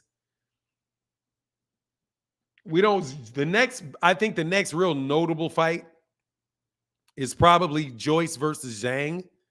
Joe Joyce versus Zhang 2 on the 23rd. After that, we've got Hitchinson Zepeda on the 23rd as well. That's 23rd looks like it's a pretty good one.